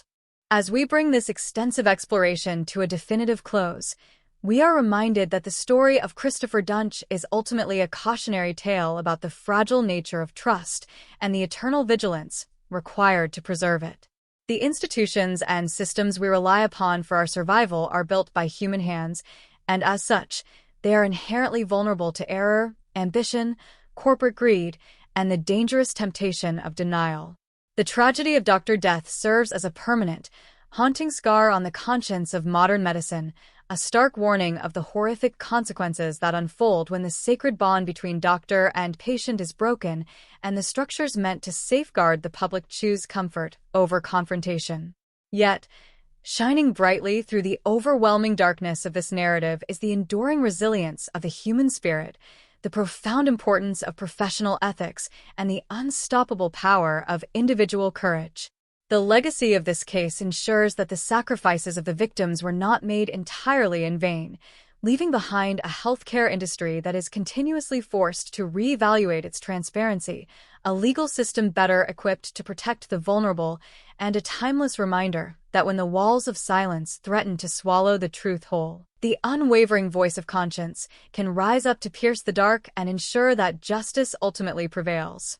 As we pen the final reflections of this enduring narrative, we find ourselves standing at the absolute intersection of history, law, and human conscience, looking back at the profound devastation left in the wake of Christopher Dunch. The journey through this dark chapter of American medical history has revealed the darkest corners of institutional failure, the staggering vulnerability of the human body, and the incredible, unyielding resilience of those who refuse to let the truth remain buried under corporate silence. When we contemplate the sheer magnitude of the suffering experienced by the 38 patients who crossed paths with a man driven by delusions of grandeur and substance impairment, we are reminded that the systems designed to safeguard public health are only as strong as the moral clarity of the individuals who operate within them. The hospitals that chose to protect their brand equity and shield themselves from expensive litigation by offering Dunch quiet, voluntary resignations instead of reporting him immediately to the medical board committed a catastrophic moral failure. They traded human lives for corporate reputation, passing a dangerous predator down the line, and allowing him to continue his campaign of anatomical destruction until 2 people were dead and dozens of others were permanently paralyzed. This systemic betrayal must remain a permanent warning to healthcare administrators everywhere, ensuring that the horrifying lessons of this case are never forgotten and that transparency is forever recognized as the absolute foundation of patient safety. Yet, as we survey the wreckage, our eyes are inevitably drawn upward toward the shining examples of individual courage that pierce through the thick walls of corporate apathy and bureaucratic inertia. Dr. Robert Henderson and Dr. Randall Kirby did not have to become the crusaders who brought down Dr. Death. They could easily have turned a blind eye to the catastrophic surgical messes they encountered on their own operating tables, choosing the safe, comfortable path of professional silence that so many of their peers had embraced. Instead, they listened to the unyielding voice of their medical ethics, recognizing that remaining quiet in the face of such overwhelming devastation would make them active participants in the ongoing tragedy. Their tireless, grueling efforts to collect medical records, investigate operative reports, and batter against the closed doors of a sluggish regulatory board and an unprepared legal system stand as an eternal monument to what can be achieved when men of unshakable integrity decide to stand up for what is right. They proved that even the most powerful institutions can be held accountable when individuals of conscience refuse to be silenced, and their legacy serves as an enduring inspiration for anyone who believes in the pursuit of justice against overwhelming odds. The legal breakthrough achieved during the trial of Christopher Dunch forever altered the landscape of medical jurisprudence in the United States, dismantling the historical untouchability that bad doctors enjoyed behind the protective shield of civil malpractice. By successfully prosecuting Dunch under criminal statutes traditionally reserved for violent offenders and establishing the legal precedent that surgical instruments can function as deadly weapons when wielded with gross, reckless depravity, the prosecution team shattered decades of legal assumption. This landmark ruling sent an unmistakable, resounding message across the entire medical community.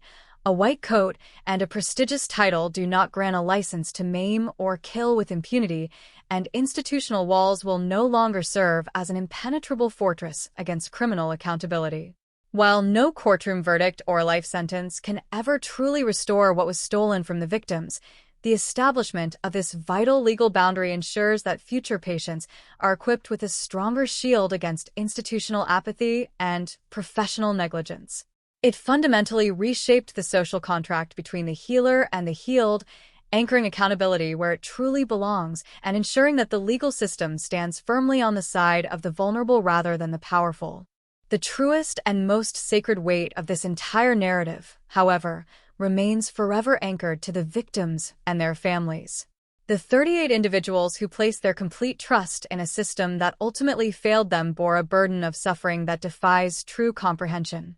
For Mary Efford and the many others who survived Dunch's operating tables, life was permanently fractured, transformed into a daily struggle against chronic pain, profound physical disability, and the lingering psychological trauma of knowing that their bodies had been violated in a place meant to offer sanctuary and healing. They woke up from anesthesia trapped in limbs that would no longer obey them, forced to relinquish their independence and rely entirely on loved ones just to navigate the basic routines of daily existence. For the families of the two patients who lost their lives on the table, the grief was compounded by the agonizing knowledge that their loved ones' deaths were entirely preventable, the tragic casualties of an unchecked ego and a failing institutional shield. These victims were not merely statistics on a prosecutor's ledger or case studies in a legal textbook.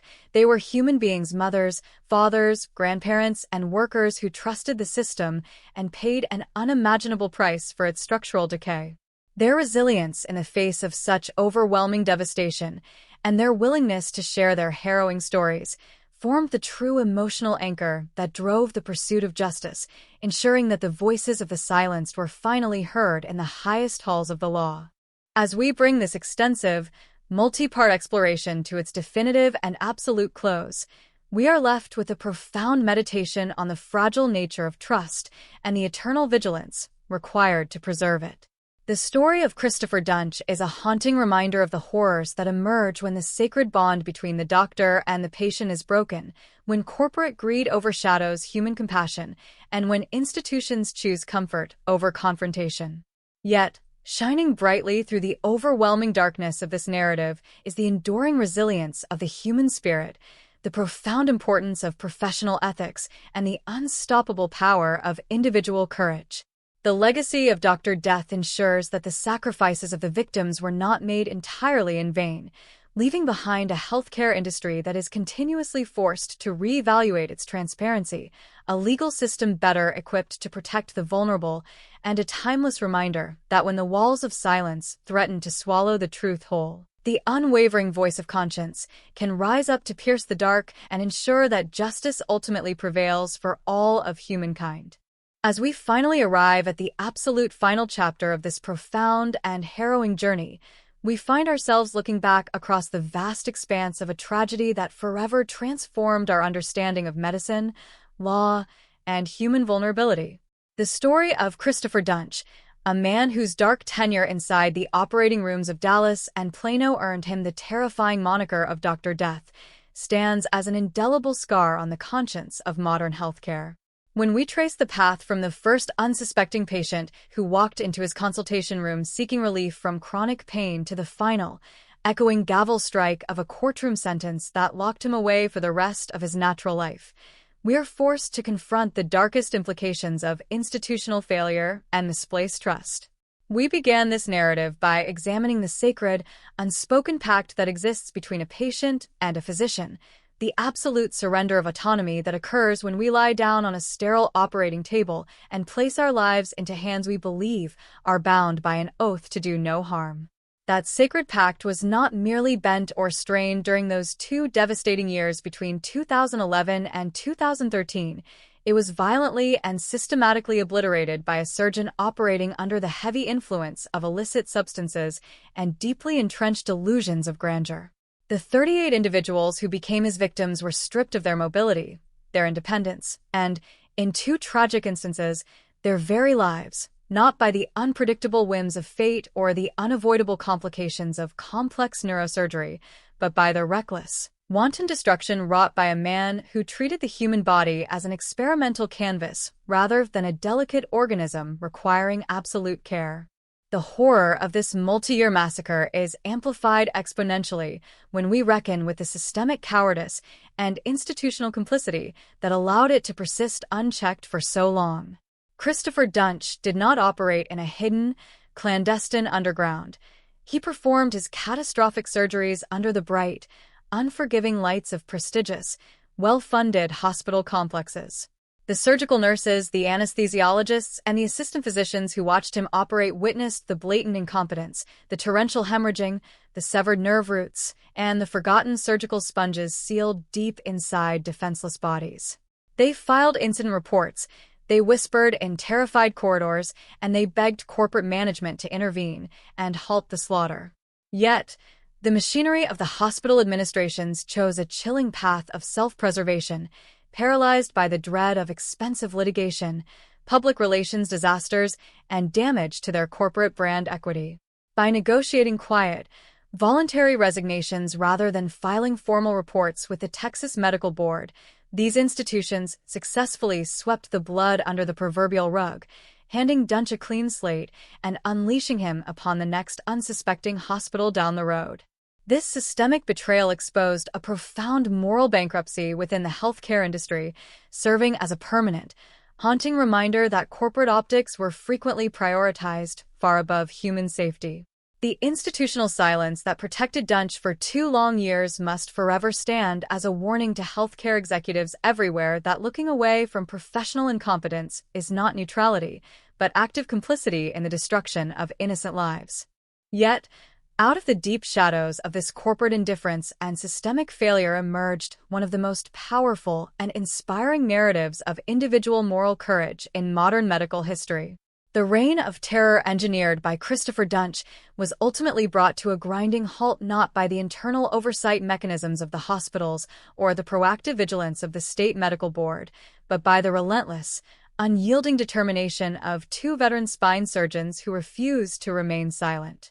Dr. Robert Henderson and Dr. Randall Kirby stepped outside the comfortable boundaries of their own practices, embraced the thankless burden of amateur investigation, and transformed themselves into the ultimate guardians of patient safety.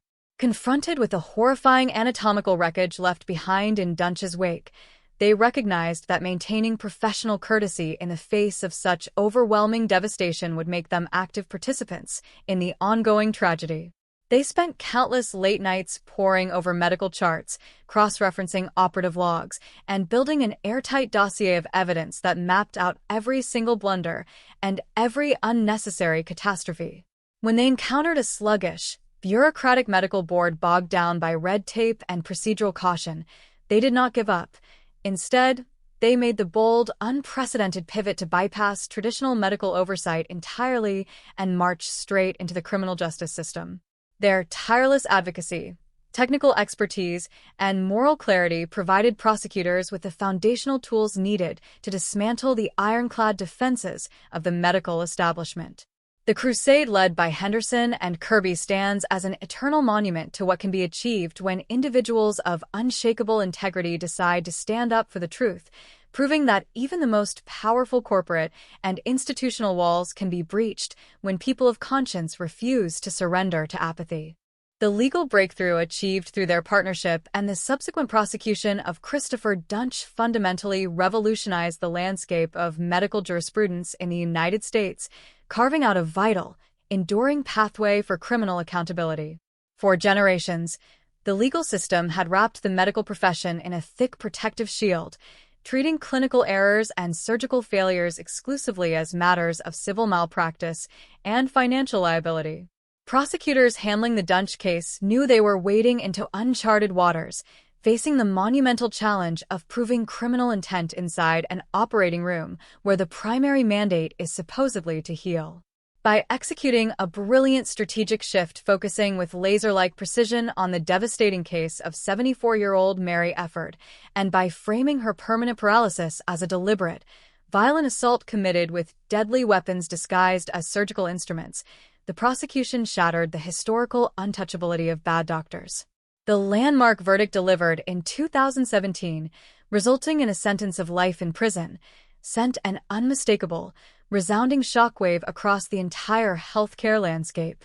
It established a powerful legal precedent proving that a white coat, a prestigious degree, and institutional privilege do not grant a license to maim or kill with impunity.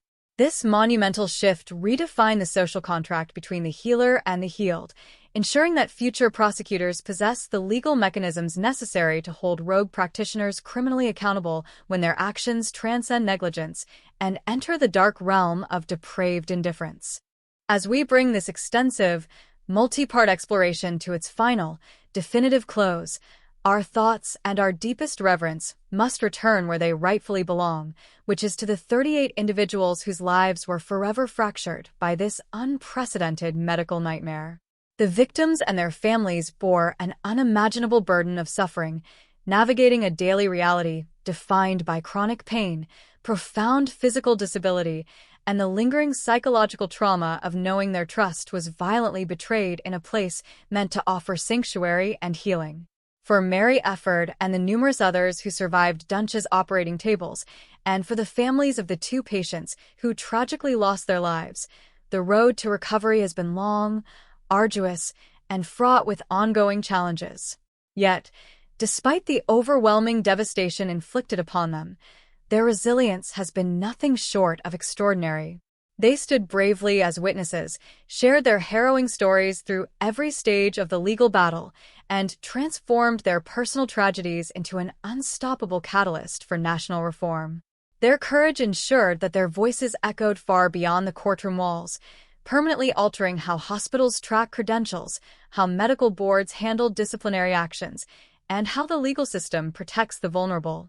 The story of Christopher Dunch remains an indelible, haunting scar on the conscience of modern medicine, a permanent warning of the horrors that emerge when the sacred bond between doctor and patient is broken, but simultaneously a shining testament to the resilience of the human spirit and the relentless, enduring power of justice to pierce the darkest night. As we stand at the threshold of this final, 11th movement in our comprehensive exploration of the Christopher Dunch tragedy, we are compelled to look backward one last time at the panoramic landscape of a disaster that irrevocably altered the conscience of modern medicine. Throughout this 10-part journey, we have dissected the anatomy of a systemic failure, examining every layer of the multi-year nightmare that unfolded across the pristine, high-tech medical corridors of Dallas and Plano, Texas. We have walked the sterile halls of hospitals that prided themselves on cutting-edge innovation and prestige, only to discover that their polished surfaces masked a deeply toxic culture of corporate self-preservation and institutional cowardice. We have confronted the harrowing reality of the 38 vulnerable patients who walked into operating rooms seeking relief from debilitating spinal agony, placing their absolute trust in a man wearing a white coat, only to find themselves plunged into a waking nightmare of permanent paralysis, chronic torment, and, in two tragic instances, death. We have analyzed the chilling mechanics of a surgeon operating under the heavy influence of illicit substances and pathological delusions of grandeur, treating the delicate, intricate structures of the human spine as an experimental canvas rather than a sacred sanctuary requiring the utmost reverence and skill. And we have witnessed the staggering moral failure of hospital administrators who chose to prioritize brand equity, legal liability, and public relations over the physical safety of the unsuspecting public, opting to negotiate quiet, voluntary resignations rather than filing formal reports with the Texas Medical Board, thereby passing a dangerous predator down the line to carve into his next victim. Yet, as we reflect upon the profound darkness that defined these years, our final gaze must also rest steadfastly upon the radiant sparks of redemption, courage, and legal evolution that emerged from the ashes of this catastrophe. The story of Dr. Death is not merely a chronicle of horror and institutional apathy. It is equally a testament to the extraordinary power of individual conscience and the relentless pursuit of justice. If not for the unyielding determination of Dr. Robert Henderson and Dr. Randall Kirby, the two veteran spine surgeons who stepped out of their own practices to become amateur investigators and moral guardians, Christopher Dunch, might never have been stopped. They refused to let professional courtesy and code silences dictate their ethics, choosing instead to shoulder the exhausting, thankless burden of collecting medical charts, analyzing catastrophic operative reports, and battering against the closed doors of a sluggish regulatory bureaucracy. When traditional medical oversight proved inadequate, they forged a bold, unprecedented pathway straight into the criminal justice system, providing prosecutors with the vital technical context and moral clarity needed to shatter decades of legal precedent. Their courage proves that even the most formidable corporate walls can be breached when individuals of unshakable integrity decide to stand up and speak the truth, regardless of the personal or professional costs they might be forced to bear. Furthermore, the legal legacy carved out by the prosecution team in this historic trial has fundamentally reshaped the boundaries of medical jurisprudence in the United States, erecting a powerful new shield to protect future patients from the dangers of unchecked rogue practitioners. By successfully arguing that a surgeon operating with gross, reckless depravity can cross the line from clinical negligence into criminal assault, and by establishing that surgical instruments can legally function as deadly weapons when wielded with wanton disregard for human life, the court dismantled the historical untouchability that medical professionals enjoyed behind the walls of civil malpractice. This landmark shift sent a clear, unmistakable message across the entire healthcare landscape. A medical degree and a prestigious title do not grant a license to maim or kill with impunity, and institutional walls will no longer serve as an impenetrable fortress against criminal accountability. While no legal verdict, financial settlement, or prison sentence can ever truly restore what was stolen from the victims, the establishment of this vital legal precedent ensures that future prosecutors have the necessary tools to hold bad actors fully accountable, forever altering the social contract between the healer and the healed. The truest and most sacred weight of this entire narrative, however, remains forever anchored to the victims and their families. The 38 individuals who placed their complete trust in a system that ultimately failed them bore a burden of suffering that defies true comprehension. For Mary Efford and the many others who survived Dunch's operating tables, life was permanently fractured, transformed into a daily struggle against chronic pain, profound physical disability, and the lingering psychological trauma of knowing that their bodies had been violated in a place meant to offer sanctuary and healing. They woke up from anesthesia trapped in limbs that would no longer obey them, forced to relinquish their independence and rely entirely on loved ones just to navigate the basic routines of daily existence. For the families of the two patients who lost their lives on the table, the grief was compounded by the agonizing knowledge that their loved ones' deaths were entirely preventable, the tragic casualties of an unchecked ego and a failing institutional shield. These victims were not merely statistics on a prosecutor's ledger or case studies in a legal textbook.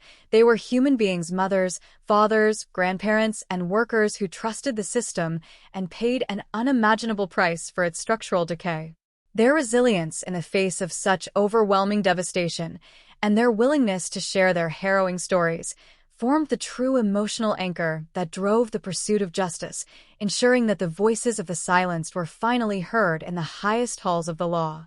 As we bring this extensive, 11th-part exploration to its definitive and absolute close, we are left with a profound meditation on the fragile nature of trust and the eternal vigilance required to preserve it. The story of Christopher Dunch is a haunting reminder of the horrors that emerge when the sacred bond between the doctor and the patient is broken, when corporate greed overshadows human compassion, and when institutions choose comfort over confrontation. Yet, shining brightly through the overwhelming darkness of this narrative is the enduring resilience of the human spirit, the profound importance of professional ethics, and the unstoppable power of individual courage. The legacy of Dr. Death ensures that the sacrifices of the victims were not made entirely in vain, leaving behind a healthcare industry that is continuously forced to reevaluate its transparency, a legal system better equipped to protect the vulnerable, and a timeless reminder that when the walls of silence threaten to swallow the truth whole, the unwavering voice of conscience can rise up to pierce the dark and ensure that justice ultimately prevails for all of humankind.